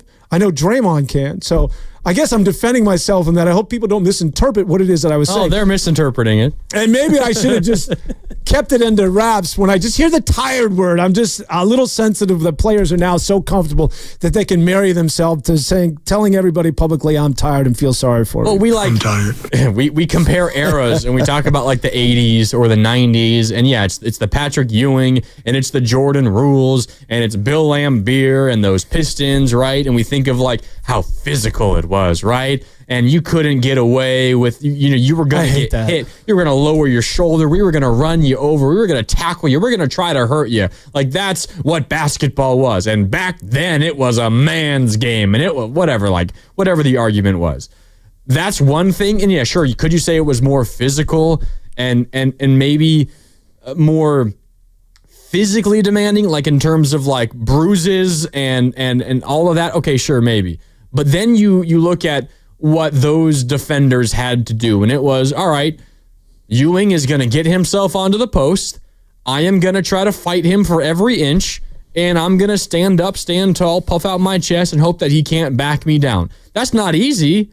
That's physically demanding, no doubt. But then you look at what Draymond has to do on a possession in and possession out basis. He at times has to do that. Jokic will post him up, and he'll have to fight for every inch. But also what he has to do when the offense is out on the perimeter, he is keeping an eye on whoever he's guarding, whether it was Jokic or the other night, whether it was Rui Hachimura or Jackson Hayes, or maybe he's taking a turn on LeBron, but the ball isn't in their hands. And there is an inequity on the other half of the floor, and he sees an advantage. He's sprinting to the other side of the floor, taking away that advantage. Then when the ball gets swung, he's sprinting back to the other side, recovering to his man, covering there. Then a drive and a dish. He's cutting off, and he's being the help on another drive or a cut, a backdoor cut where he gets past his man. He is shutting down things like everywhere around the court. And you go back to the 80s or the 90s or even other big defenders in today's NBA, there's just nobody who is as responsible for as much as Draymond is on the defensive end. And so much of what Draymond's greatness is defensively, it takes a really trained eye to see. And I'm not here pretending that I am like this trained eye. Like, I don't see everything that Draymond does. There's a lot of people that I respect that I listen to that can break it down in better detail than I can. But where Draymond's greatness comes from isn't from the stats, isn't from the steals and the blocks and the rebounds that he gets. It's from his ability to see things before they happen and shut them down before the advantage even presents itself, at least to our eyes. But to his eyes, he sees the advantage and he goes and shuts that down so the opponent can't take advantage of that. He is so good at those sorts of things that show up nowhere on a stat sheet. He could just put together the best defensive possession that we've ever seen somebody play, and it will not include a deflection, a steal, a block, or a rebound. But it was Draymond that stopped an opponent's offense. Yeah, and not only that, is he's good in terms of locking you up one-on-one, right? He's very good at that too. Oh, yeah, but he's equally good in terms of his rotational help. Like that strip he had of Luka Doncic, where he went all ball. Because he had to get all ball because otherwise Luka's going to complain. When you look at, because my initial reaction Luka always didn't even complain on that one. That tells you everything you need to know. Yeah. But he does that as much as he does when he's just ISO with the guy. And really quick, just to wrap it up on defense and basketball back in the day, like even in the 2000s when Kobe was in the league, they would just simply go ISO. And you would literally see four guys with their hands standing around on their shoulders and watching Kobe Bryant clear aside, just let him do his thing. When does Draymond have a possession where he's just standing around anywhere on the court defensively? It doesn't happen anymore. It doesn't happen. It does not happen. So him saying he's tired, I know that maybe messes with your ideal basketball world, Dan. But I am totally okay with it. You've played 29 straight games, Draymond, and I would venture to say on the defensive end, there is no one that has expended more energy in those 29 games than you, Draymond, and you're 35 freaking years old. So kudos, Draymond. I hope you're still sleeping. I guess I would just say, let us say you're tired. Let us tell you. You don't need to say it. He's campaigning. He wants a second DPOY. We'll take care of it. And he damn well deserves it. I'm tired. He is tired. Thanks, Boston. Let's go to Filmo, Mike. I know Filmo wants to respond to Dan and the tired comment. So here it is. Filmo, you got the floor. What's up? Oh, no, I just want to, that it's crazy because, Dan, you older than me. So, like, you people talk about skill in basketball all the time, right? So there was a time where you had skillful centers. You heard Hakeem Olajuwon have somebody try Kareem Abdul-Jabbar, Sky Hook. That's skill. Patrick Ewing can shoot. That's skill. Bill Laimbeer can shoot. That's skill. 7 feet tall. Manute Bol can shoot. 7 feet tall. So when people talk about skill back in the day, it's a disrespect. Now I think what happens is people got used to like Amari Stoudemire's. People that was just dunking, Dwight Howard's, Shaquille O'Neal's. Now, if you want to say it was just brute force back then, okay, you can. But do not, when people say, oh, the big man did not have skill, they were just lumbering up and down the court. No, they weren't, bro. You ever seen Patrick Ewing shoot a sideline jumper? It's money. It's wet. You ever seen a dream shake? It's money. It's wet. So I don't like to talk about the skill. Now, some of the defenders I've seen, Draymond is definitely up there. Kudos to Stacey Augmon.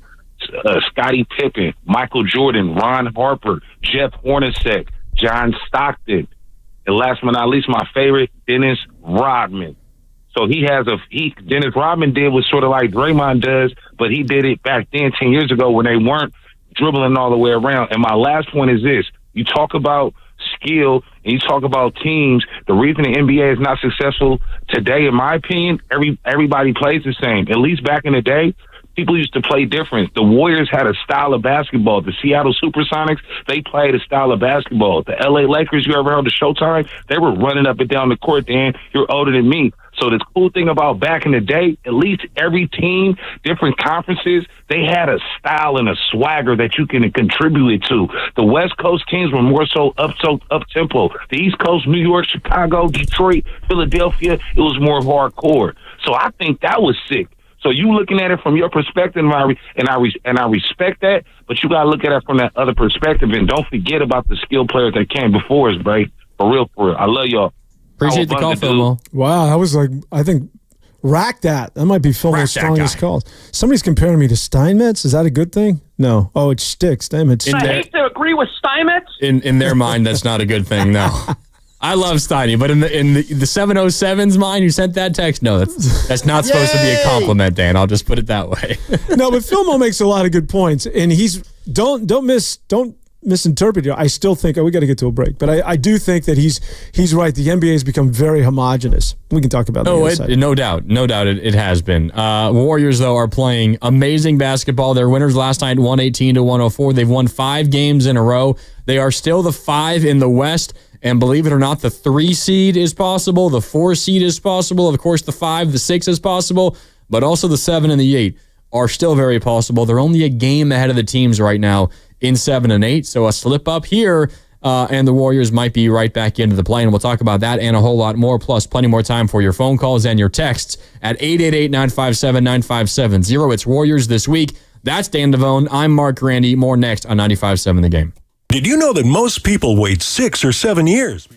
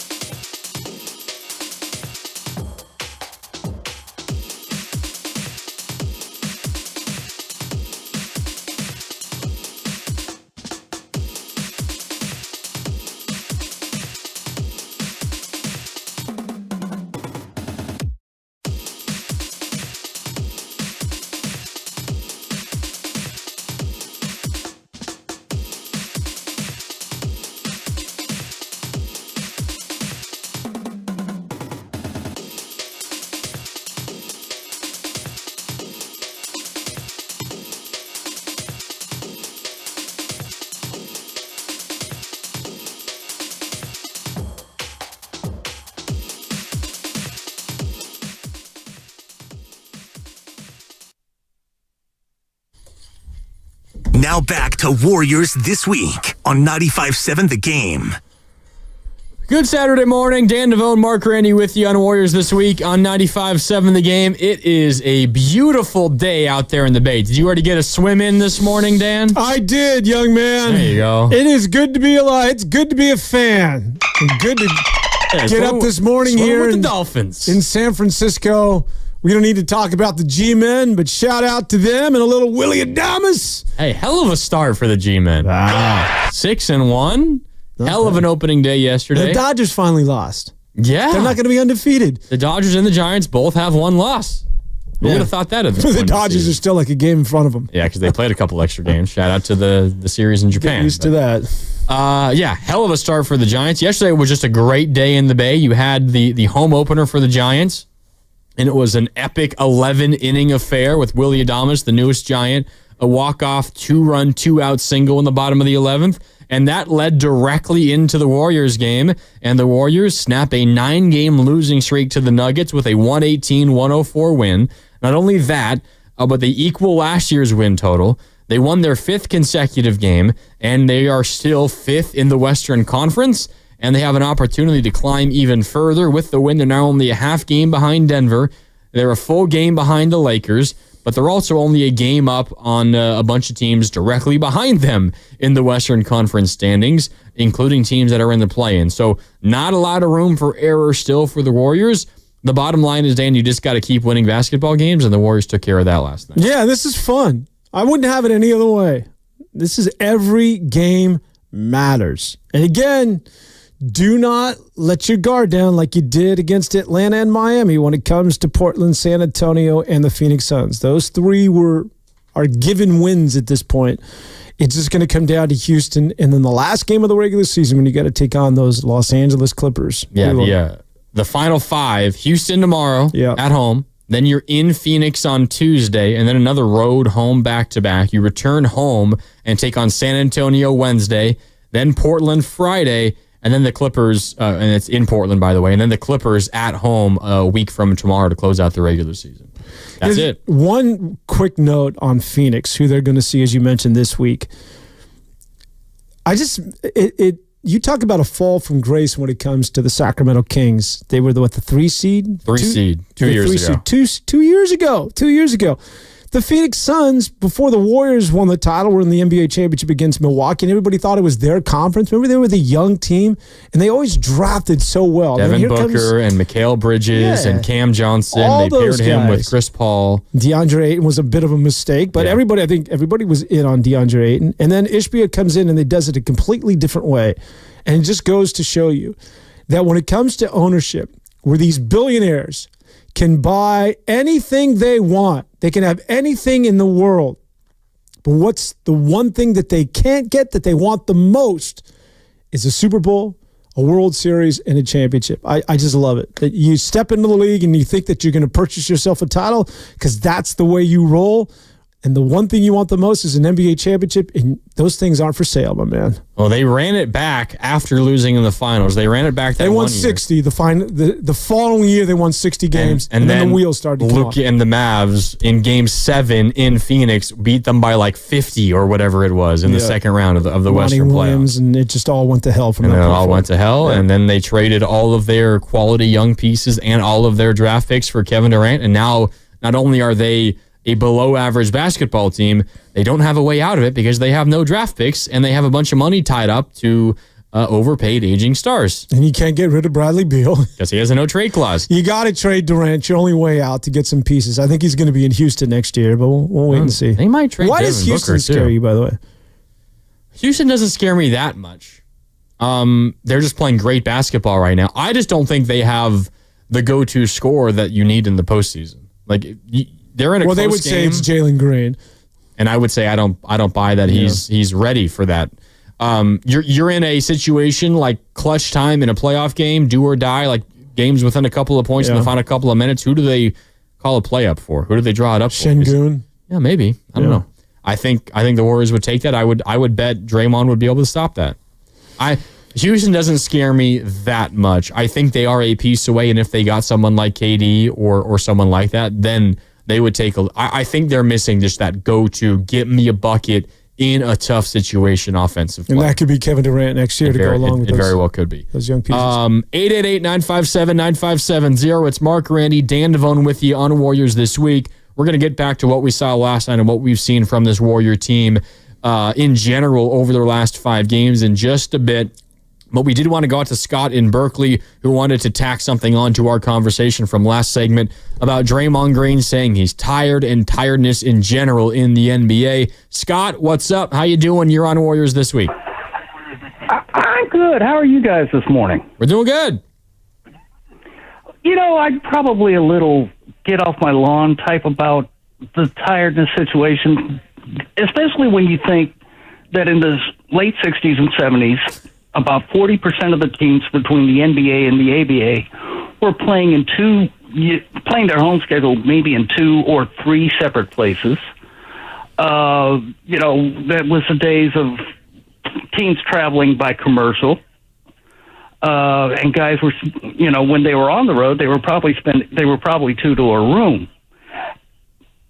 But the counter to that is, in thinking of Draymond talking about being tired, I look at Draymond now and I see him akin to Wes Unseld.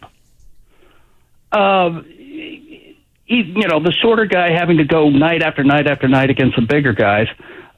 But Draymond also has a different situation because he's also been, either the primary or the secondary ball handler much of his career here. So you can I kind of understand the tiredness. Part of me doesn't like it because, I like my guys playing 82 games. But, it's the nature of the beast with these guys now. So, I just roll with it. Now, insofar as having to play out the last week, yeah, it would be nice to get rest. It would be nice to be the team at the 1 or 2 seed and locked in so everybody could rest for a few days. But this is, again, part of the situation that I think Silver has set up with the league where everything has to count until the last Sunday. And this is sort of the reward. You get your position, you get the week off before you have to start the playoffs, or if you get 7 through 10, you're going to have to play during the week. This, to me, it's what's making the league interesting right now. So, do I think right now? I think the only way that the Warriors lock out, I think they got to get to 50 wins. Yeah, Scott. I mean, you're hitting on a lot of interesting things. I think, first of all, the play-in has worked the way the NBA has wanted it to work. It's made so many more teams feel like they have something worth playing for down the stretch, and it's made the Western Conference playoff race incredibly exciting. You have, again, 3 through 8. You have no clue how it's going to play out. It could end in an incredibly wild number of ways. In terms of I don't know, tiredness, I'm just thinking the one of the other differences, Dan, and we're talking a little bit about style of play and how Draymond has to do more defensively, expend more energy, move around the court way more than other defenders in past generations. You also look at someone I'm just picking a name out of the hat, Bill Russell, one of the greatest players of all time and a hell of a defender as well. He finished his NBA career at the age of 34. Yeah. These are also players that are playing further, longer, and you have Steph, who's 37. You have Draymond, who's 35, doing battle with 20-something-year-old 7-footers who are going to be some of the best players to ever play the game of basketball.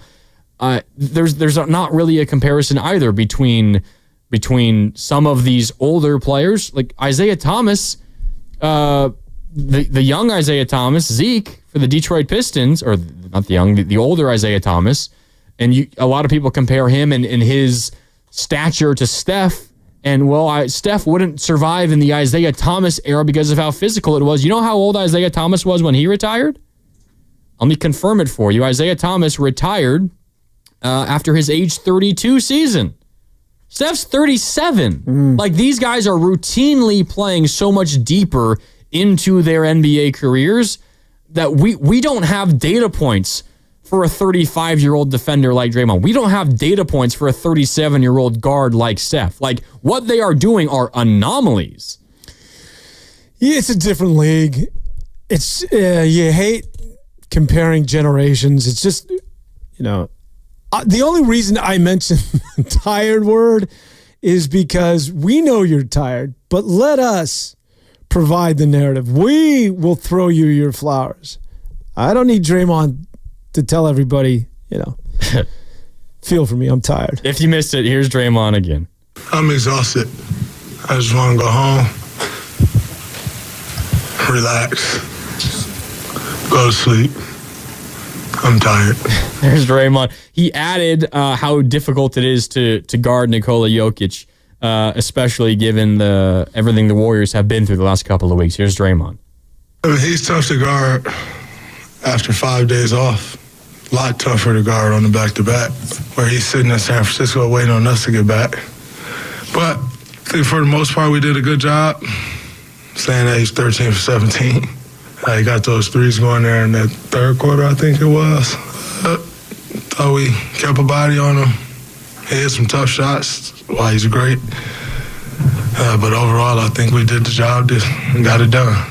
It's crazy that you could say we did a good job on Jokic and he had 33 points, 12 rebounds, and 9 assists. That's just who he is. Earlier this past week, he had a 60-point triple-double. 61. So, yeah, you did a pretty good job against him, but he still almost had a 30-point triple-double, which is Russell Westbrook loses the game for you. Oh, my God. Russell Westbrook, the last time they were here, remember that? They didn't have the Joker, they didn't have Jamal Murray, and they didn't have Christian Brown, and they won the game handedly? Yeah, with a fully healthy Warriors team. I want to say Westbrook had a triple-double. He looks like he's aged 25 years since then, and it was about 2 weeks ago. He's gone downhill since that Minnesota game, which was clearly on him. And if you don't know what it is I'm talking about, he misses a layup in the closing moments that could have sealed the victory. And then he took the layup. There's no shot clock. Just get fouled. Yeah. Make them foul you. And if you're going to take the layup, you better make it. I didn't have an issue with him taking the layup. I know in retrospect they should have burned some clock, but it was clearly a layup. It was not a contested shot. Yeah, they're ahead. They're winning. They're up 1. And they get a steal with like 7 seconds left. They might have been up 2. Were they up 2? They had to be up 3. Because it forced overtime? No, because on the ensuing play, he fouls a guy shooting a 3 that was shooting at like 32%. And so he hit all 3, descended into overtime. I think it was a 2-point. Oh, that was the win. I think they won on that. They were up 2. You're right. So they're up 2. They get a steal with like 7 seconds left. He races down the floor for a layup. And to be fair, it was a makeable layup. It was a layup. He just missed it. It's like a layup in a layup line. Yeah, it was a fast break layup. He just missed it.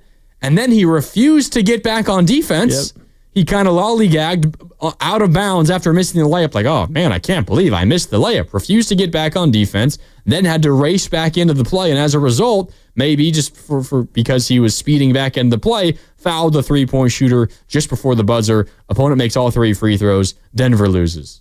And Minnesota wins. Which may ultimately end up helping the Warriors because now maybe the Warriors can catch Denver, but it keeps Minnesota closer. I don't know what would have been best for the Warriors. Probably Minnesota losing to solidify a top 6 seed. But yeah, that was Russell Westbrook, and he was not good last night versus the Warriors. God, he was brutal last night. So bad. Yeah. Just so bad. He and Luka. Luka the night before, they just looked lethargic. Luka does not look healthy. Still. And I hate doing this because this is just, you talk about overreaction, but what the hell? I mean, sometimes you think about as much grief as we give Nico Harrison. Maybe he did know something we didn't know. Like you watch that version of Luke and and he really hasn't been that good for the Lakers. He hasn't been. I mean, his numbers are strong, but he's not, I don't know, something's going on there. He doesn't look great, no. Yeah. Can't say I've watched every single Laker game since he's been acquired, but the ones that I have watched, he hasn't really opened my eyes that much. But Warriors aren't upset about it. What's funny about the Lakers is that they're like the Warriors now. Now they're small. Every time you played the Lakers, it was such a bad matchup because they were so big and you had to deal with AD. Now that AD's out of the... Jackson Hayes and Rui Hachimura. It's entirely different now. Now Steph is just like attacking the rim. Like you got players, Podziemski's like, I'm not afraid. The big bad wolf is gone. Like you guys... Well, Lakers are definitely a much easier matchup for the Warriors now. It's changed entirely. I think the Lakers would make that trade 100 times out of 100 because it means they have a star for their future, for years into the future. And whatever your opinion of Luka, he is one of the most talented young players, still young-ish players in the NBA. So they would do that trade 10 out of 10 times. But in terms of how the Warriors feel about that matchup, they would they feel much more confident now versus the Lakers than they did before. Yeah. What I always find interesting, then we'll get to the phone lines, is that when you talk about the Lakers right now, it's like, okay, well, this team clearly is not good defensively. And sort of the stats have bared that out over the last couple of weeks. And they knew that when AD walked out of the building. And the big thing when I hear this from the ESPNs and all the networks and the powers that be and all of these analysts is that the Lakers are not good. They got to go get a rim protector. In fact, a lot of people think they should have held on to Mark Williams. They need a rim protector. You can't win without a big. That's the first thing they got to do in the offseason is go get a rim protector, go get a big, because that's going to be their Achilles heel going forward, is that you no longer have a big in the paint. The Warriors have never had a big. And they've always been their best when they go small. Yeah, so all of a sudden it's this huge sort of albatross so funny for the Lakers, yet the Warriors, it's normal. It's so them. It's so funny the way this works, Dan, because every year the Warriors go through this song and dance where they say, Steve Kerr says it, and God loves Steve Kerr, but he says this every single year. You know, I just got to get more minutes for Kevon Looney. He's such an important piece of this team. He's our moral compass, and he's such a good player. And I go through this every year. I'm still pretending to be Steve Kerr, where I take him out of the rotation for a bit, and then I eventually get to a point where I can't do this anymore. He's got to get back in the rotation. We've got to play him more. We need that size. We need that. And then the Warriors, they always try to fool themselves, Dan, into thinking that they're not at their best when Draymond is not at the 5. They have always been, they always will be at their best when Draymond is at the 5. They don't need to pretend. Now, they don't want to play Draymond at the 5 for the entire season, and they've had to go to it much earlier than in the past this year because of the hole they dug themselves. And it's if you had a 5 that would complement this Warrior team, and that was big, like if you had Jokic or you had like Wembanyama, or you had, I love Bam Adebayo. He's also an undersized 5. But if you had a player like that, yeah, sure. But the Warriors aren't just going to get a 7-footer and play a 7-footer because he's a 7-footer. Like, you have to be good and you have to fit. The Warriors don't need just size. They need skill in their size. Draymond has always been their best 5, and he always will be. We don't need to pretend. Like, there was a conversation a couple of years ago. Mike Dunleavy was asked ahead of the trade deadline, like, well, do you feel like you need to go out and get size? Actually, maybe it was Bob Myers. Yeah, it was before Bob Myers left. And Bob essentially said, well, I'm not just going to go get size to get size. Like, if I get size and he's just a guy and he's not going to play, like, what's the point of getting that? We're at our best when Draymond is playing the 5. I don't need to go and get just a guy because he's 7 feet tall. Like that, the Warriors don't need that. If you have the perfect 5, okay, sure, yeah, that makes sense. But he has to be better than Draymond at the 5, and Draymond at the 5 is pretty darn good. They've won 4 championships doing that. Like, I know they had Bogut, and Bogut was good, but you know the switch that they went to, you remember, against Memphis? And then also in the finals against the Cavs, they started Iguodala. They went small. They went Draymond to the 5, Iguodala was to the 4. getting played off the floor because teams were getting small. Yeah. I mean, it's just, they go through this every year, and then they ultimately come back home to realize, and they probably know it, but they try to wait as long as they can until they have to go to it. They always come back to Draymond at the 5. And they also come back to Kevon Looney, who finds his role at this time of the year increasingly in terms of more minutes. The beginning of the year, it's like, oh, we love Kevon, but it's time for Trace Jackson Davis to start. And Kevon just takes his rightful place at the end of the bench, and there are times where you don't see him, he doesn't play. Yep. And then at the end of the year, when you need big rebounds, there's Kevon Looney and that small, undersized Warrior basketball team, which is now just, prime for a serious run. Yeah. Let's go out to the phone lines. 888-957-9570. Chris is in San Leandro. Chris, what's up? Happy Saturday. What's up, fellas? Let me set the table for tomorrow. With the way the Warriors are playing, they have to beat, or they're going to beat San Antonio, Phoenix, and Portland with the way they're playing. So that takes them to 51. The Clippers game, the last game of the season, the seeding might be set, so that game might not matter. So tomorrow against the Rockets, a lot of bad blood Tari Eason always talking, Dylan Brooks always talking, coming off a suspension. Tomorrow's going to be must-see TV.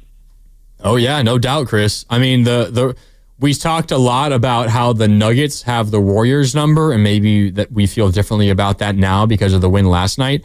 The Warriors have the Nuggets number, like big time. The Nuggets beat the Warriors earlier this year. That 91-90 game, it was the play-in tournament game in Houston when the Warriors absolutely choked it in the fourth quarter, and that was like one of like 7 games they did that in early in the year. They were up like 30, weren't they? I don't think it was quite that much. It was like 27. Was it? There was a game in OKC where they did that and they almost blew and they won. They lost 91-90. Oh, actually, they squandered a lead to Houston, but they didn't lose. Yeah. They were up big. I don't remember exactly. But before that loss in Houston earlier this year, I could probably find it if you give me a sec. The Warriors had won something like 14 games in a row versus the Rockets. Like, the Warriors are in the Rockets' head. And the Rockets would love, Dan, to come into Chase Center tomorrow and ahead of a potential maybe playoff series versus Warriors and Rockets, which is, possible. Not necessarily incredibly likely, but it's possible. They would love to get another win versus the Warriors under their belt so they could have a little bit more confidence going into a postseason series, because there is like a mental edge that the Warriors have, I think, versus this Rockets team. Yeah, and you don't want to lose to Houston because you can be right back in the 8 seed. Yeah. It's just nuts. I mean, look at, let's see, the schedules around the NBA. Today, we've got Memphis in Detroit. So Memphis is in Detroit. Minnesota's in Philly. And the Clippers are hosting Dallas again. So those 3 teams behind you all play today. There's a chance they could all win. Let's just say that they all win. Then the Warriors play Sunday. Who else plays on Sunday? Do any of those teams have back-to-backs on Sunday? Does not look like they do. So it's just the Warriors in action on Sunday. Let's say the Warriors lose to Houston on Sunday and those other 3 teams win tomorrow. That means the Warriors would have an identical record to all of those teams after Sundays, which means they would fall behind the Clippers because the Clippers have the tiebreaker. Which puts them in the 8 seed. They would still be ahead of Minnesota and Memphis because they have the tiebreakers there. So they'd fall down to the 6. Or 6. Oh, but that's right. they'd be in a deadlock tie with all of them. And then one more slip up or they keep winning out and you're down to the 7 or the 8. So this is fun. Not easy. It is, and it's impossible to like figure out all the possible permutations because there's so many of them at this point. But you just got to keep winning basketball games. It's as simple as that. Let's go back out to the phone lines. Couch Potatoes in Louisville. What's up, Couch Potato? How you doing? Hey, I'm doing great, fellas. You know, there are 3 things in life you can count on: death, taxes, and you two, all y'all just crushing it on the weekends. What's up? Oh, we're doing great. Thanks for the kind words, Couch Potato. What do you got for us? Yes, sir. Well, listen, I haven't come down from the day that I got the news that the Lakers traded for Luka Doncic, because that means the Lakers are not winning any titles for as long as Luka's there. I went back to the 1980s and looked at who are the top dogs on every team that won a championship, and there were no dogs. And Luka, let's just call it straight up, he's a dog, a cone-shaped dog. And I'm so happy, I can't believe it. Look at that game they played. If Anthony Davis had played in that game, I'm sorry, Warriors probably don't win that game, not the way they played. But that's the good news. I'm not sure where this Warrior team's going to go. I think the sky's the limit. You look at what they've got and the way they're playing right now, hey, tell me they can't do it.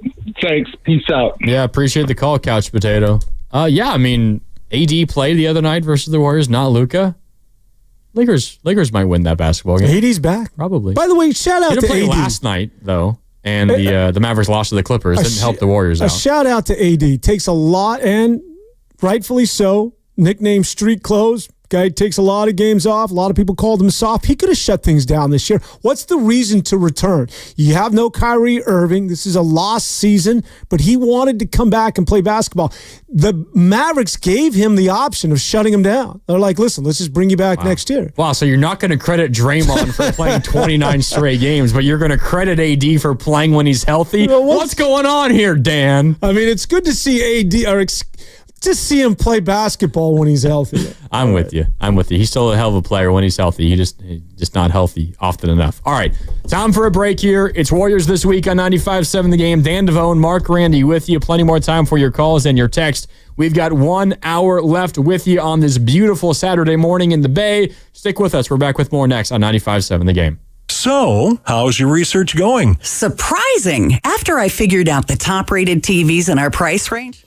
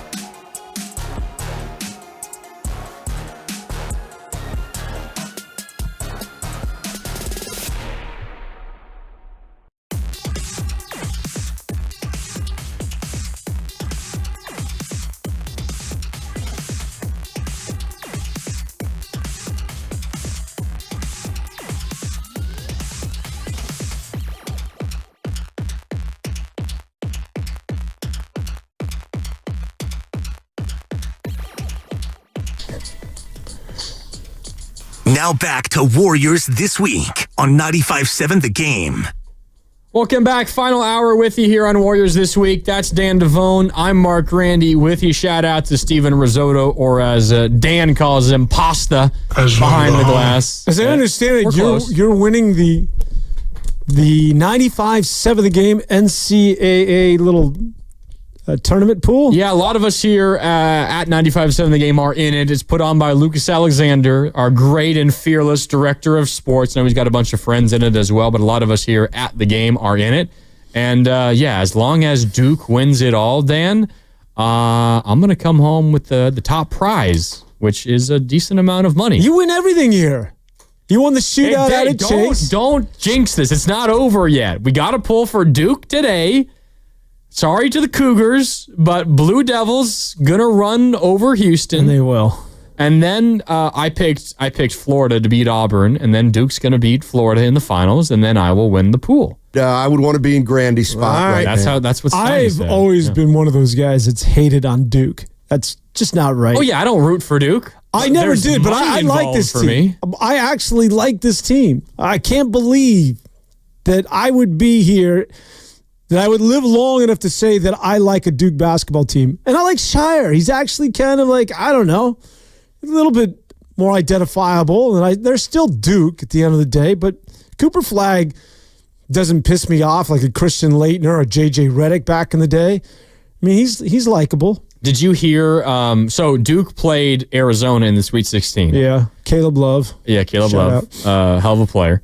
Arizona, Steve Kerr's alma mater. Yeah. And Duke, Mike Dunleavy's alma mater. So those two had a friendly wager on the Sweet 16 game. No odds, no point spread, just straight up winner because Steve Kerr's a gentleman, even though he could have gotten like 8 points. And he might have actually won because Arizona kept it close.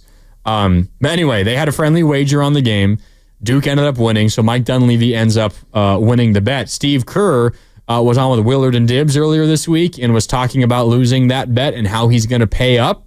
Essentially, they're just going to have dinner. But the way that Steve Kerr took this answer was really interesting. I'm going to play it for you because here's Steve Kerr talking about losing his bet with Mike Dunleavy on that Arizona-Duke game. We just bet dinner, which is, that's an easy one. We like each other a lot, so having dinner together is fun. And I kind of knew I was going to buy, but that's all right. I owe Mike for everything he's done for this team this year and what the job he's done. If buying dinner based on the Arizona Duke game is my payment to him for the roster he's put together, I think that's a small price to pay. Yeah, he got you Butler, Coach. Come on. Hell yeah, he did. He drafted Pods and he drafted QP. Yep. And I mean, this guy is big time at his job, and it's been really fun. I was so blessed with Bob Myers all those years. We had an amazing partnership, and so I feel the same way about Mike. Mike is just not only great at his job, but an awesome partner. And I look forward to my conversations with him just to talk about our team every single day. So he's been fantastic. That was Coach Kerr earlier this week with Willard and Dibbs, but giving some love to Mike Dunleavy. I mean, he has done a pretty good job. We don't give him a lot of credit, but he's done a pretty good job. What better GM is there in the last year in the NBA? He's amazing. I mean, it's not as though he had lottery picks. It's not as though you're talking about a guy that I think all of us would agree. I know Trace Jackson Davis is not in the rotation, but Trace Jackson Davis. And considering where he was picked, you've already gotten more return on that than you thought you were going to. Quentin Post, Butler. I would say maybe the only black eye might have been Schroeder, but everything else, he's come up gold. It's been amazing, man. At least Schroeder helped you get Butler. I mean, and you know what? Schroeder fits in Detroit. He's got an attitude. Detroit is like the new. Hey, they clinched a playoff berth. They brought back the bad boys. You know that team at the All-Star break last year was 9-34. They play with such an edge. Every time I look up, Isaiah Stewart's getting in it with somebody. And of course, obviously, it came to a head with Minnesota where it spilled into the front row, and that was kind of ugly. But they just don't like anybody. No, it's a classic Eastern Conference basketball team. They are just gritty and grimy. And J.B. Bickerstaff's done a hell of a job there. Well, he cultivated that culture because he's like, everyone disrespects you guys. Yeah. Everybody thinks you're that crappy team of a year ago. And nobody likes you. And they play that way. If you had a vote for Coach of the Year, Dan, I know we're getting off the topic a little bit, would you give it over Kenny Atkinson? Yes, I would. I just think Atkinson's great coach, but he inherited a lot of that. What's funny is J.B. Bickerstaff was the Cavs head coach. Yeah. So the two top nominees, Kenny Atkinson right now is the favorite. J.B. Bickerstaff is second. You have J.B. Bickerstaff, who was the Cavs, now the Pistons head coach, and then you have Kenny Atkinson, who replaced J.B. Bickerstaff as the Cavs head coach. Yeah. But, Kenny Atkinson did inherit a lot, but he also took them to a new level. They were pretty good last year. They're, historically good this year. They've been awesome. I'm on record saying that the two top seeds in the respective conferences won't make it to the NBA Finals this year. Yeah. I'm a big experience guy. So what is it going to be? Boston versus Boston's just too good. Boston's just too good, too deep. So if you don't think Porzingis is healthy, I feel that. I think probably. I mean, I could look up the odds. Boston's probably the favorite. I think to win the East still, because lack of belief in the Cavs as a proven postseason team, and the Celtics, as you mentioned, are incredibly good. They're kind of like the Warriors of the KD era, where they could just kind of relax through the regular season, knowing that they're just going to get through on their talent alone, and then they'll turn it up come the postseason, and they're turning it up right now. But in the West, if you don't think it's going to be OKC, who do you think is going to win the West? No idea. You're just taking the field. Take the field. Right. No idea. And it's why the Warriors have more than a puncher's chance. Because you can poke a hole in almost everybody else. Sure. Like you can easily find a reason why everyone else will not make it. And the reason why I see OKC is not making it is I'm a big experience guy. Maybe not in MLB as much or the NFL. I do think it matters when it comes to the NBA playoffs. Like I just need to see Chet Holmgren hit a big shot in the semifinals of a Game 7 before I can say, okay, you've got your battle scars. It's been proven time and time again that you have to knock on that door a couple of times before they let you in, and you become one of those teams. And they've done it, once? An early exit after beating New Orleans in the first round? Got bounced by Dallas? How many postseason series do you think Shai Gilgeous-Alexander has played in his career? Yeah, I know. It goes back to the Clippers. 5? 4. Lost to the Warriors in 6 in 2018-2019. That was the series he started, didn't he? He was starting for that team down the stretch as a rookie. That was the year the series when the Warriors were up by like 30 at halftime in Game 1, and then they blew it.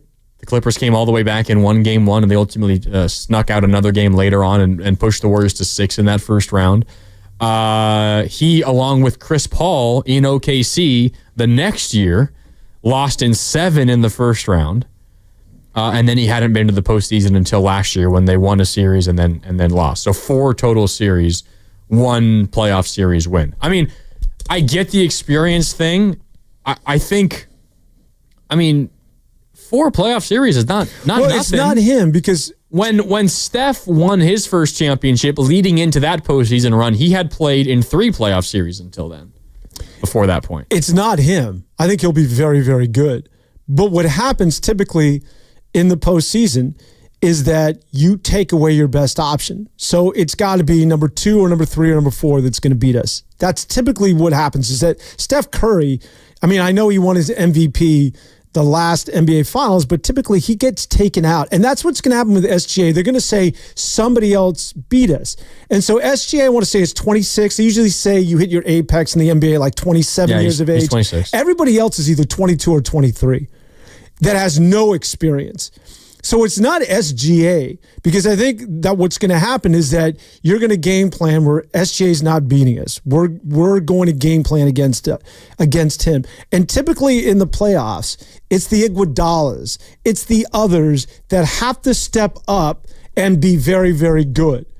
And aside from that is Steph Curry, because he's on another planet. But I think if you take away SGA, Jalen Williams, I don't know. Yeah, very good player in the regular season. I just need to see it in the postseason. Same with Chet Holmgren.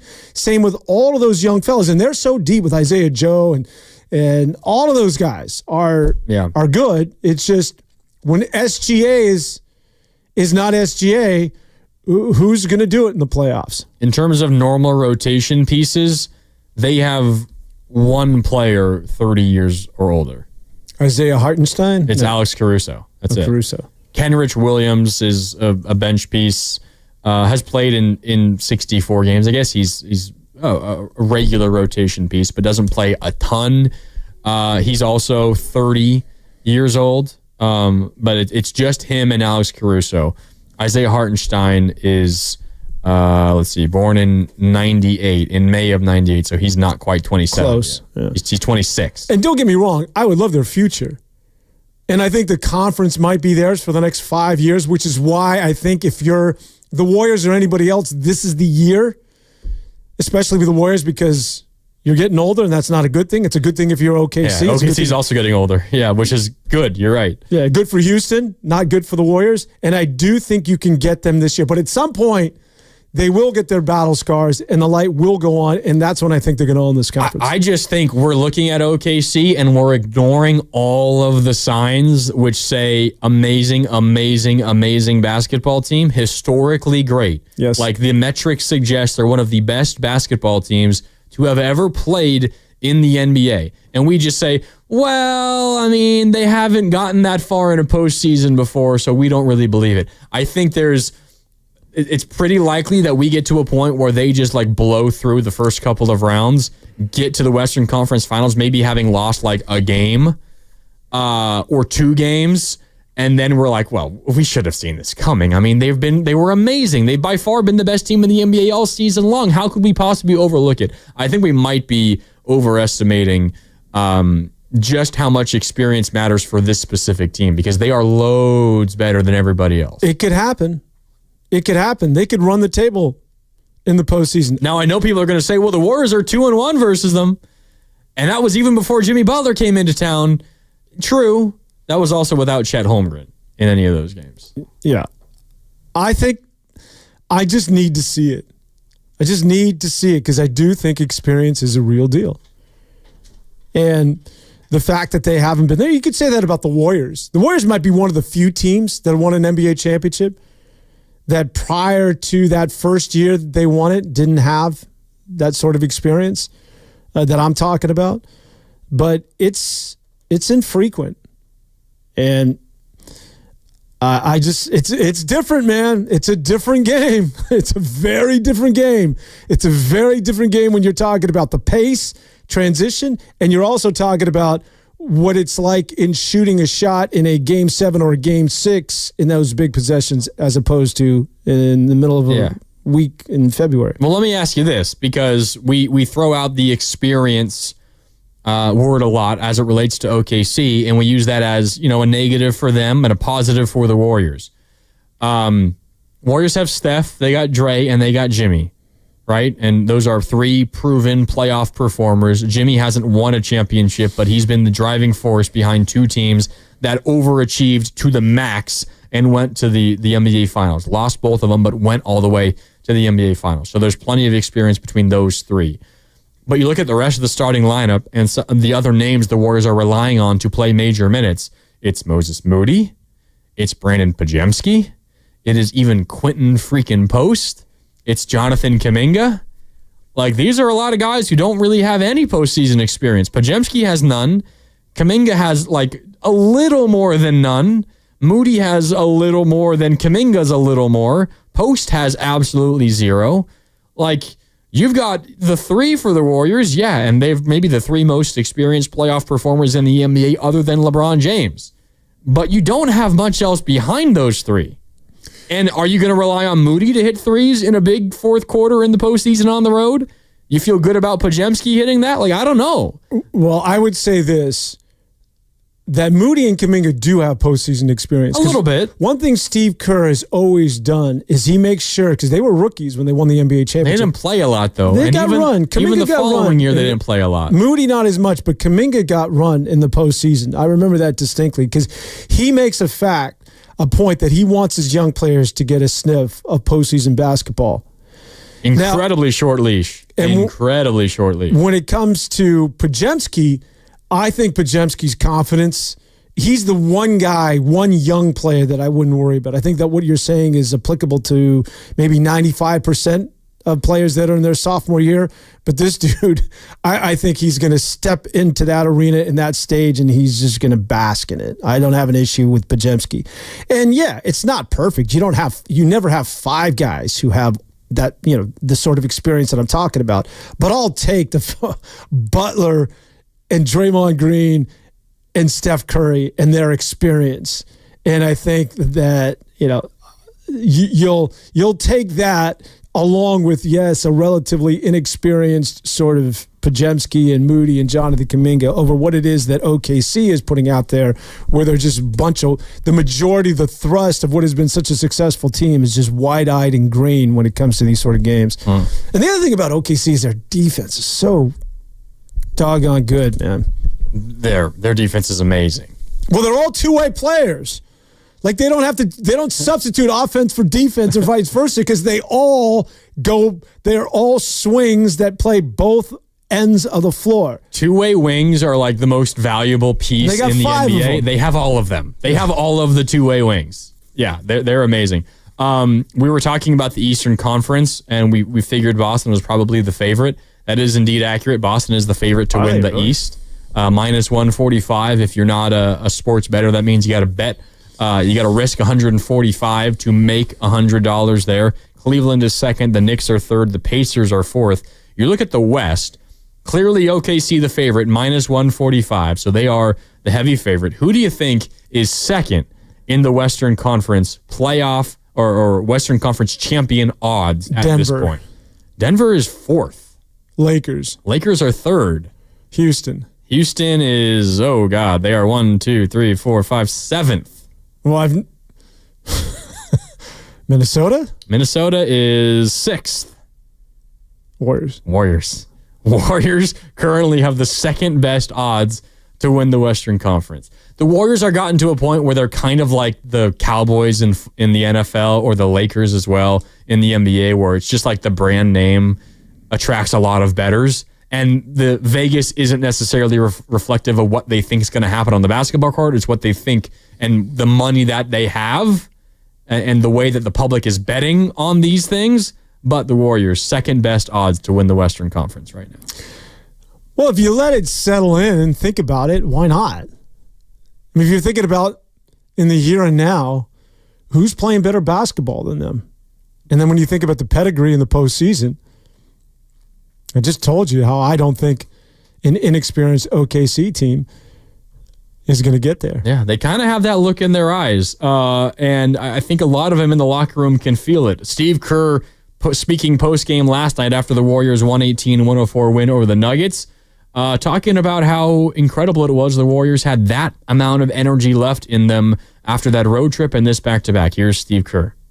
I've never been a part of a schedule like this where you're on the road 14 days and then you have a back-to-back at home, after the trip. So incredible energy, and the crowd was fantastic. And after that first quarter, we got them under control defensively, and just a brilliant effort from all of our guys. I was amazed at how much juice they had given the travel and the schedule. I was too, Dan. I don't know what you were expecting in that game. When I was in the building, I kind of expected, and it kind of was a sleepy beginning, at least defensively. I mean, the Nuggets, these numbers were crazy in the first quarter, Dan. The Nuggets went 17 for 24 from the field in the first quarter. That's 71%. On their 7 missed field goal attempts, they grabbed an offensive rebound 4 of the 7 times, which means the Warriors only got, force a stop and get a defensive rebound 3 times in 12 minutes in the first quarter, and Denver scored 44 points. Then the rest of the way, the Warriors really buckled down. I was kind of expecting something similar to that first quarter, effort, energy-wise, the whole way. And the Warriors looked like the well-rested team, quarters 2 through 4. I mean, quarters 2 through 4, Denver scored 60 points, and they only got up 50 field goal attempts. They were 23 from 50 from the field, quarters 2 through 4, which is like a pretty decent percentage. That's just under 50%. They only got up 50 field goal attempts in 36 minutes, spanning quarters 2, 3, and 4. Yeah, it's amazing. And Denver was so effective. I want to say the majority of those points clearly were in the paint. Yes. In the first quarter, they scored 44 points, and in the paint, 26 of them. Wow. Yeah. And they sort of got away from that and started being reliant on the 3. But the Warriors just turned it up in terms of the energy. And yeah, I can't explain it. And I don't know that a lot of people can, especially last night's game. It was like sort of a role reversal. Let's get back to Quentin Post just for a moment, because I don't want to forget about what it is that he did in LA. I don't know if you guys have talked, well, I'm sure you've talked about it over the last couple of days, but with him chirping at LeBron James, and he's been so good. We just talked about Dunleavy and how he found this guy. No idea. But what it is that he did when he was getting in the face of LeBron James, and LeBron literally had this inquisitive look like, who, what? I don't even know your name. Who are you? But it didn't stop there. He also was chirping with Luka Doncic.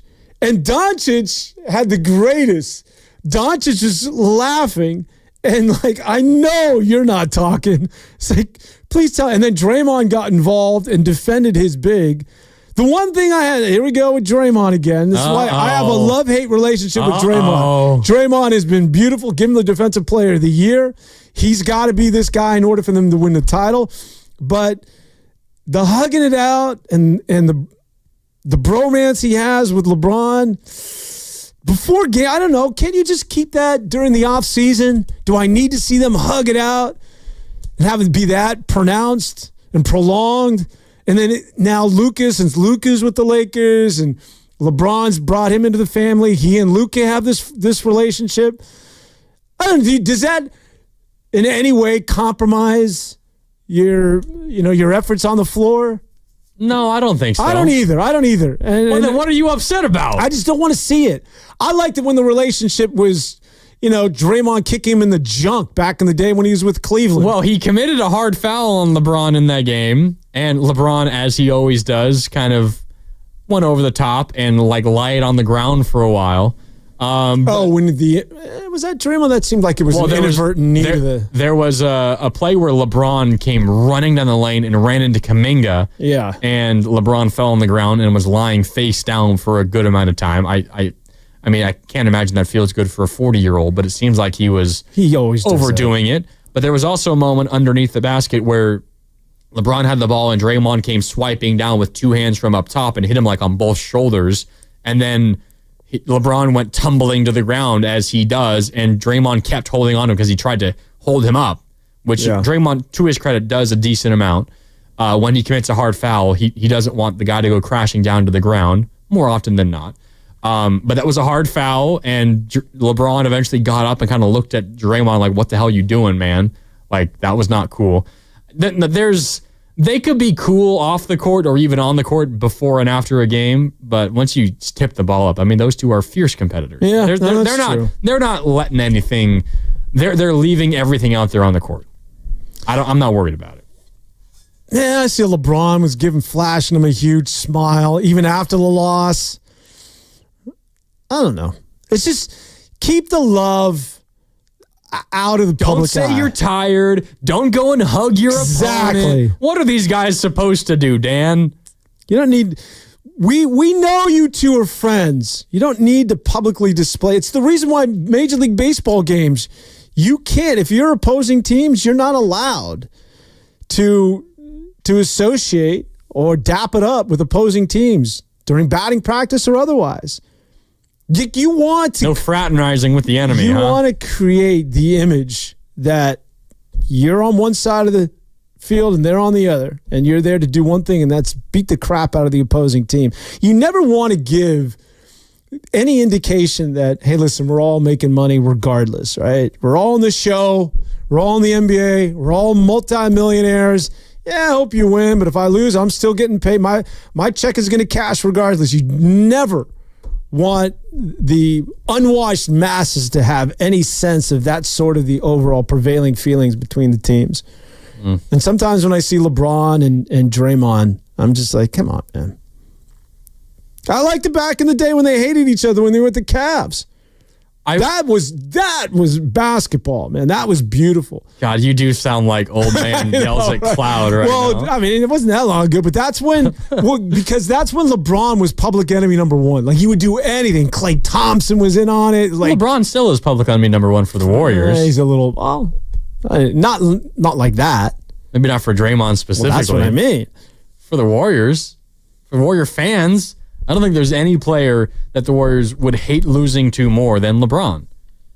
There's no doubt. I'm talking about the Draymond Green, LeBron James relationship. I enjoyed it and appreciated it much more when they were getting after it back in 2016. That's fair. I think you put Draymond in a postseason environment, and you'll see that postseason environment versus LeBron, and you'll see that come out once again. All right, time for a break here on Warriors This Week. That's Dan Devone. I'm Mark Randy.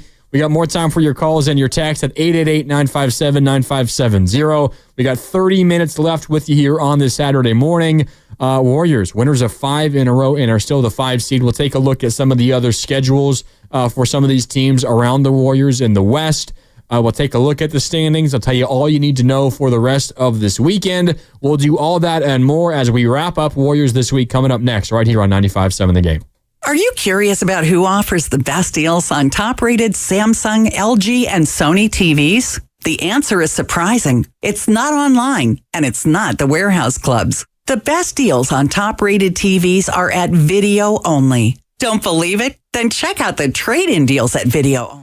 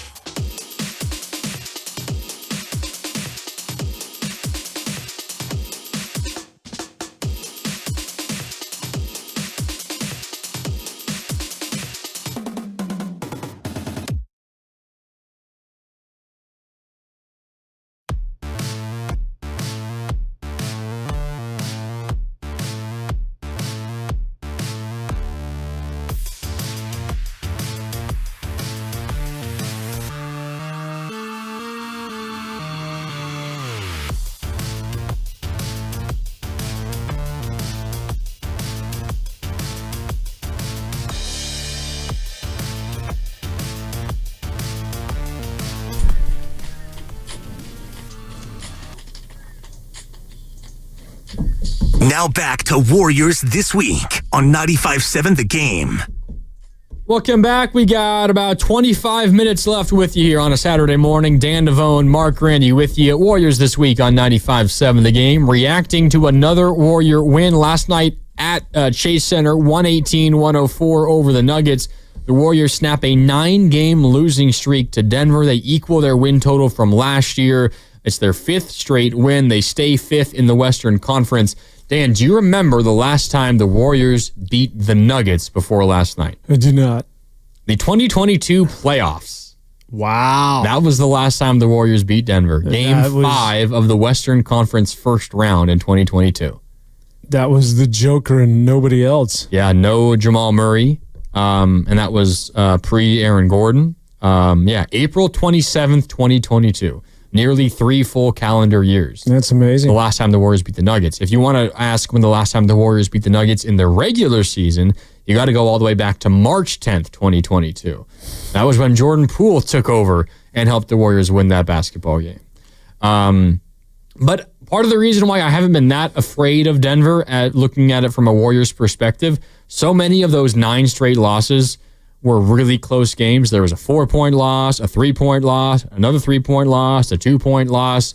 There was the game in Denver earlier this year when the Warriors led by 6 with 2.5 left in Denver, and this was pre-Jimmy Butler against a healthy Denver team. Denver closed on an 11-0 run. If you recall, that was the game where Steve Kerr post-game in the post-game presser banging on the table about Podziemski. He's got to be a smarter basketball player. He can't be doing this. He's too good to be doing this. That was that game. Warriors had that game won. Yeah. They had that game. Like, that's been the story of Warriors versus the Nuggets, and I get it. Like, they haven't been able to win, and Denver has had their number, but it's not as if it's like 15-point losses every time. There's been so many moments where the Warriors have had those games won. Last year, at Chase, the Warriors led by, I have it right here, the Warriors led by 18 with 6:45 left. Denver closes on a crazy run to win the game 130-127 on that Jokic buzzer beater from half court, if you remember. Yeah. Like, there's so many of those games. I don't know. I'm not that afraid of Denver, and it was even before the Warriors won last night. Well, the only thing that scares me about Denver is Jamal Murray. And when Jamal Murray is good Jamal Murray, they're a good basketball team, but still beatable because they're thin. They've always been thin. Their bench is non-existent. Christian Brown is good, but Russell Westbrook was good at times. As I just talked about, he looks old. Their bench gave him 13 points last night. But when Jamal Murray is Jamal Murray and is that sort of player like he was about a month ago, you have a very as good of a 1-2 punch in the NBA, if not the best, when you think about the Joker and Jamal Murray. But when Jamal Murray, he's out with, I think, he's got a hamstring now. If he's not at 100% or if he's not playing as well as if he's the Jamal Murray like he was in the first month and a half of the season, they're just not a good basketball team. But they're still dangerous with Murray, and simply because the Joker is that good. Yeah, they're dangerous, no doubt. And Aaron Gordon's turned into an elite 3-point shooter, and Christian Brown not going to light up the box score, but he's a solid piece. You need players like him on a postseason run. But, yeah, we'll see. Let's go back out to the phone lines, 888-957-9570. Tish is in Hercules. Tish, what's up? You're on Warriors this week. How you doing? Hi, guys. I've been listening all the way from Hercules, and I'm stuck on the Bay Bridge now, and it's been a great show. Thank you. I wanted to call in. I wanted to say 2 things. I'm going to talk about Pods because you just mentioned him. I was at the game last night, and I know the young folks love Pods because of his threes. But what I noticed, Pods plays both ends of the court. I mean, that dude is back down the court so quickly defending. I love him, and I'm on my way to get his jersey if they still have any. But the reason why I called is because when you were talking about the chemistry between Draymond and LeBron and showing too much love and all this for the game, I'm from West Philadelphia, okay? And the Warriors are from Philadelphia, I might add. But that happens in playgrounds all over America between black guys, okay? You show a lot of love to your boy. And that's because when you get out there, you're going to try to shred him. And LeBron and Draymond have a lot of love off the court. But I think they do that and dap each other up because they know when we get on this court, it's getting ready to be war, dude. And so they just want to remind each other, I love you, but I'm getting ready to knock you down if I can. And they also want to show the fans that. So it doesn't bother me at all. When I saw them doing that during that Lakers game, I was like, uh-oh, it's getting ready to be on now. So I love it. I love it when they show love before a game because that tells me the gloves are coming off during the game. Yeah. I like it, Tish. Thanks for the call. Come on, Tish. Stick it to Dan. I would rather have it that the two players don't do that publicly for me. I don't need to see it. I do not need to see that. West Philadelphia, that's where the Fresh Prince of Bel-Air is. West Philadelphia, born and raised. On the playgrounds where I spent most of my days. Yeah, come on. You know that. So, come on, Steven. When she's talking about Podziemski, though, God, think about the beginning of the year where he would still get time, and you wonder, he could not shoot. He was like at 22% from three. You want to hear some ugly stats? Give me a sec. But Podziemski's first 30 games of the year. That's a lot. He averaged 8 points per game. He shot 40% from the field and 29% from deep. 29% from deep. Since then, if we just take the first 30 games, right? That was 30 full games. Yeah, 30 games. If we take his games since then, he is in the next 29. So it's almost an even split. 30 games and then 29 games. In his last 29 games, averaging 15 points per game, 47% from the field and 41% from downtown. It is night and day, Podziemski, from the beginning of the season till now. But in the beginning of the year, he still got run. And the reason is, for all the things that the caller from Hercules just mentioned, is what he did on the other end of the floor. And the fact that he would hustle. And he's one of those guys where the offense never messed with his defense. He couldn't shoot. He couldn't score anything, but he would still bust his butt to get back and take a charge, make the right defensive play, connect guys. Like you never saw the body language on defense where it's like, I can't shoot tonight. I'm not giving you 100% defensively because I'm thinking about what it is that's not going wrong or going right offensively. And now that he's given you 28 and 27 in respective back-to-back games to go along with his always intense defense where he's always dialed in, I mean, it's usually stories like this, because that's when Jordan Poole made a name for himself. It's stories like this that sort of rear their head late in the season where you're like, okay, maybe we are on to something special. And keep an eye on Podziemski, because everybody's like, well, he's not going to do this every night, or he's not going to give you 28 again. I don't know. I don't know what to expect from this guy. But if this is going to be a special season, usually there's a story like Podziemski when it's all said and done with. Yeah, a guy that you weren't really expecting, and he kind of comes out of nowhere. All of a sudden, this guy becomes that guy. Yeah, take a step forward. And he's showing signs that, like, this is within his... This is possible. Like, I think all of the shots that he's taking are within, what it is that he can do on a nightly basis. You're right, that mid-range. I love the mid-range game. But when he came into this league, he shot that flat foot set shot three, or he got to the rim and had those sort of crafty left hand, or he'd decelerate and get to the rim. Yeah. That's all he did. He never had the mid-range. He worked his ass off in the offseason. And why it was so disappointing to him, because I think he thought he was going to be this breakout star when he heard that he was an untouchable. And then, he put a lot of pressure on himself. But he worked his butt off, and he incorporated that mid-range. That was not part of his game a year ago. Yeah. Show me one game where he had a mid-range. He didn't shoot it, and now he's got a mid-range.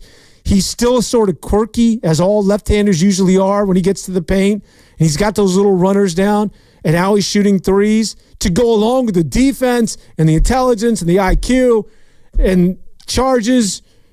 I mean, this could be the X factor that I thought Jonathan Kaminga was going to be. Yeah, I have his shot chart here. I'm going to try to hold it up. Of course you do. We're going to give him a new nickname for the YouTube audience. If you can see it there, it's not the You're most. You're now Mark Stats Grandy. There it is. Look at all. Oh, wait. Let me see this. Look at all the. I'll give it to you. Look at all this for Podziemski. I can get it to you. There you go. He was 5 for 7 in the mid-range. He made what? I think it was 2. It's all mid-range. 2 from the left side, 3 from right around the free throw line, and then he missed 2 on the right side of the floor in the mid-range. But 5 for 7 in the mid-range. And he was 4 for 8 from deep, but one of them was a half-court heave, so really 4 for 7 on, like, real threes. Like, he's just taking shots when he's open and in rhythm, and when he knows that he can make them. And the mid-range is a spot on the floor right now, Dan, that's not being defended in the NBA. It's not. And Podziemski is dry. That's a good point. What happens is you have either Steph or Jimmy. Mid-range is there if you want. Oh, it is. And you have Steph or Jimmy drive.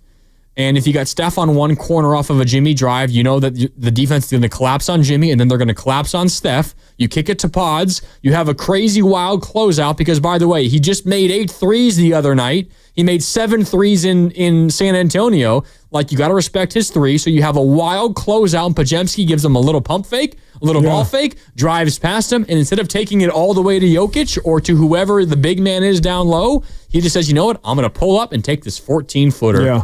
I'm going to be in rhythm. It's all Shea does. There's no one there who's going to contest this. It's a quick power dribble up real quick, and he'll hit it at a high frequency. That is a spot in his game that he has to continue to capitalize on because, again, no one is defending that. If you look at a shot chart for all of NBA basketball, all of the shots across the NBA this season, it is like 5 feet of the rim and the three-point line. Yeah. That's it. That's it. And defenses adjust. No one is worried about the mid-range because no one shoots it at a high enough frequency to really care. And they'd rather give up a mid-range jumper than a 3 in the corner. So if that's there and you can make it at a high clip, it's free points. Yeah, and Podziemski's realized. Well, this year's MVP shoots the mid-range better than anybody. Yeah. Only you, by the way, would have. I wouldn't even know where to find this. NBA.com. Shot charts. Awesome. There's a lot of good stuff on NBA.com. But. Yeah, he's really been so special, man. I mean, it sort of bleeds into Jonathan Kaminga, and it's not a negative conversation because Jonathan Kaminga is still trying to get the rust off, still trying to learn to play with, I think, Jimmy Butler. But I think it only bodes well because it's only going to get better for Jonathan Kaminga. But if you're getting this from Podziemski, and I'm not willing to go there to just say, well, don't expect to see him scoring, 25, 28, 27 points again. I just don't know that that's necessarily the case. I wouldn't be surprised if he becomes that guy from here on out. Talking about Kaminga? No, I'm talking about Podziemski. And then if you're getting anything out of Kaminga, which I think you will, and especially where he had attention to detail as far as being swelling up, as they like to say, inside and getting rebounds and being a presence on the interior and giving you points. Like, he's the one guy. We talk about Podziemski giving you a mid-range. The one guy that's not named Steph that can create his own, now that Wiggins is out of the building, is Jonathan Kaminga. Yeah. And so in the playoffs, what often happens is because these possessions get so magnified is you don't get as much transition, and it really slows down, and everything gets into the half court, and things get stuck. And you have a tendency where you're not in that flow and you need somebody to unstick you and get a basket. Well, that's the value of someone like that of a Jonathan Kaminga who can just simply go ISO or go old school or take you off the dribble and then put pressure on the rim and make something out of nothing. And they often miss that, especially when Steph's not on the floor. If Steph doesn't have it going, he's really vital because now that Wiggins is gone, he's the one guy who has the ability to do that. And they need that. And you asked at the very beginning of our show, Dan, are the Warriors too Steph-centric? Which I get the question. My response was they've always been that way, and it's worked out pretty well. But if Steph has an off night and he goes, 6 for 15 from the field and 2 for 9 from downtown, can they win in a playoff environment versus a really good basketball team? Well, tell me how Kaminga played that night. Yeah. And that's going to impact my decision. If Kaminga plays like he did versus the Lakers on Thursday, hell yeah, they could still win that game. If he doesn't play like that, then probably not, because they're going to need that scoring from elsewhere. But Kaminga fit that role to a T versus the Lakers on Thursday. Oh, he was so good. Last night was a little more, he wasn't really in rhythm, and for whatever reason just couldn't quite really, it was a little like start and stop for him. It never felt smooth. But it's going to happen. Like that doesn't mean that he can't pick it right back up and have another good game tomorrow. But Thursday versus the Lakers was the blueprint for Kaminga. Yeah, sometimes he has this level of patience, which is why the injury was so untimely, because it was just slowing down for him. and he lets the game come to him, and that's when he's at his best. And then there's other times where he's trying to make something out of nothing, like he did at times last night. You can tell he's like, I got to make an impact. I got to go. I got to try to score a bucket here. And you can see the heart palpitations and him getting sped up. And it's like, it's not there. We can just see you're 1-on-4. Thursday in LA was when the opportunity is there, and when you have the advantage, he took advantage. Might have been one of his best games, if not the best. But when the advantage wasn't there, made the right decision and passed. Yeah. Yeah, no, you get that version of him, and then Podziemski and Quentin Post. Let's not forget about our man Quentin Post. Who, the one thing about Quentin Post that I do like is that yes, he's a stretch 5, and that's what he's there to do: spacing and a big that can shoot. They haven't had one of those. Well, they did. Mo Spates, maybe back in the day. Huh. But he's also 7 feet tall. Now I know he can get exploited, but if you're 7 feet tall and you get in the paint, you're going to just, by mere size, you're going to change things. You're going to change shots. And having a 7-footer around the rim is just something that you don't see very frequently with the Warriors. There's just a sense, I get a sense of security sometimes when he's in the game. And he's not shooting or being the stretch 5, but sometimes just under the rim. Yeah. I just like that presence of having a big in a Warrior uniform that's defending the rim. And I know he's not a quote-unquote rim protector. Yeah. But he's not that awkward. I think you can see him developing on that end too. You can see the improvement. Like if you were to watch tape of Post last night, and last night is a tough example because he was going up against Jokic sometimes, and that's just not fair to Quentin Post or really to anybody. But you look at tape from Post recently, Dan, and you compare it to like when he first started getting regular action. Like he's taken a step forward defensively. He has a good sense. He generally knows where to be. He's not the smoothest mover down low. He doesn't have the best footwork down low, both offensively and defensively, and he's a little clunky at times in terms of overextending and committing a foul and all that, but he's gotten a whole lot better. Honestly, he's better than I expected him to be. I mean, obviously on offense, but also as a defender. Just getting an idea of who he was early and to who he's become now, he's already gotten a lot better. So what do the Warriors do in their final 5 remaining games, and then how far do they go in the postseason? Oh, God. That's a really tough question. I'm not playing this game. I'm just asking the questions. You don't play the prediction game. No, but you do, so go ahead. Yeah, oh, God. Final 5 games. It's Houston, Phoenix, San Antonio, Portland, and L.A. I'll say 4-1. Who do they lose to? Clippers? It's hard to say because you don't know if the Clippers game is going to mean anything or not. It's going to mean something. It might mean something to someone. It might not mean something to both. You never know. It depends how things play out. Yes, I'll say they lose to the Clippers to close the regular season, but I'll still say they get a top 6 seed. I say they go 4-1 in their last 5, and I say they'll be the 6th seed in the Western Conference. Okay, drum roll, and just how far are they going in the playoffs this year?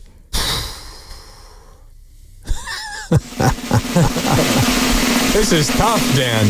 So they're the 6th seed. That means they're likely going to get the Lakers or the Nuggets in the first round. Maybe it's, reacting to what we've just seen the last 2 days. I'll predict the Warriors to beat either of those teams in the first round. Although a Lakers series is really, really, I don't know if scary is the right word. Like, just be prepared to be frustrated. I don't know.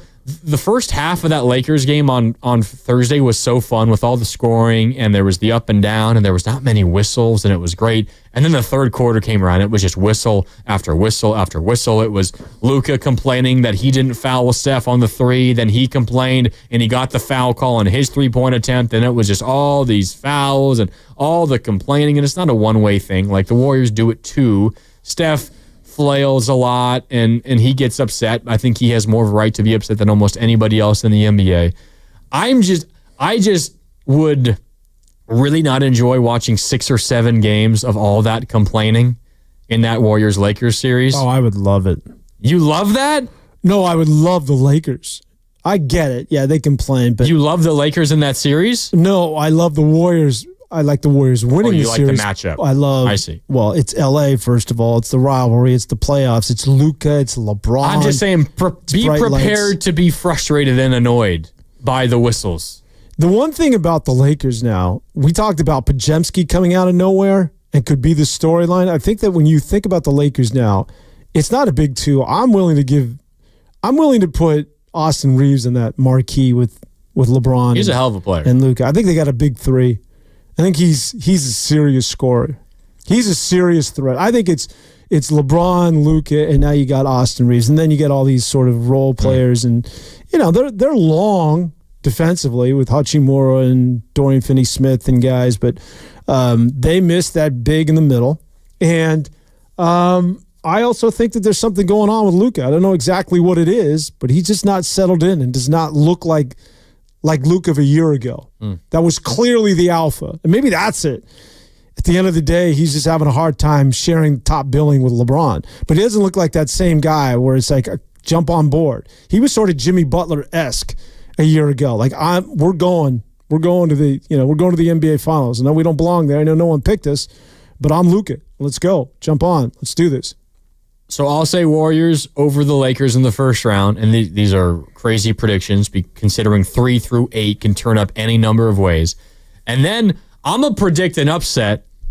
The Clippers beat the Rockets in the first round. Maybe that's not a crazy upset. I thought you were going to say the Clippers beat.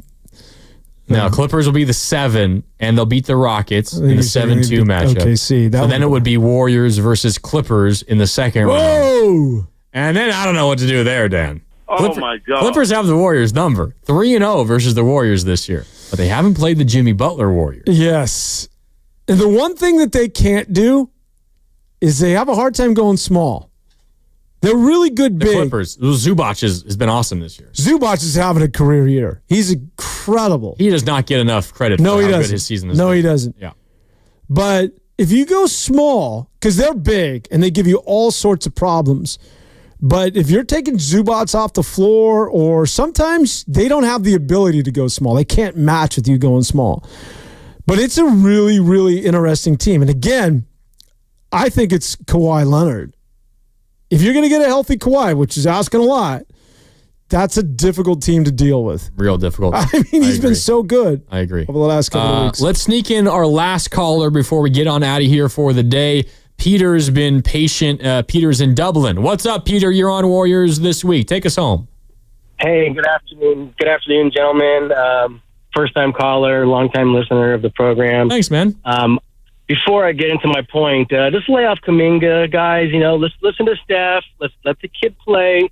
All right? Now, my point is, I want to know if Dan has the same emotions over Magic Johnson smooching Isaiah Thomas on the court before the finals in like 88 or 89.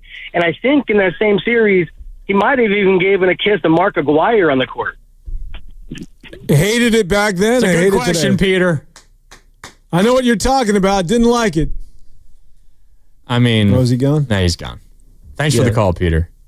And now, Take us home, and that's where we ended up. You just and then soon after that, they hated each other. I don't think they've talked since. Oh, no, I think they got together. But anyways. You just want your athletes to be fierce competitors, out for blood 24/7. God forbid they show their human side, Dan. I hate LeBron, and so should you, Draymond. Let's go back to 2016 when you kicked him in the junk and you two went after it.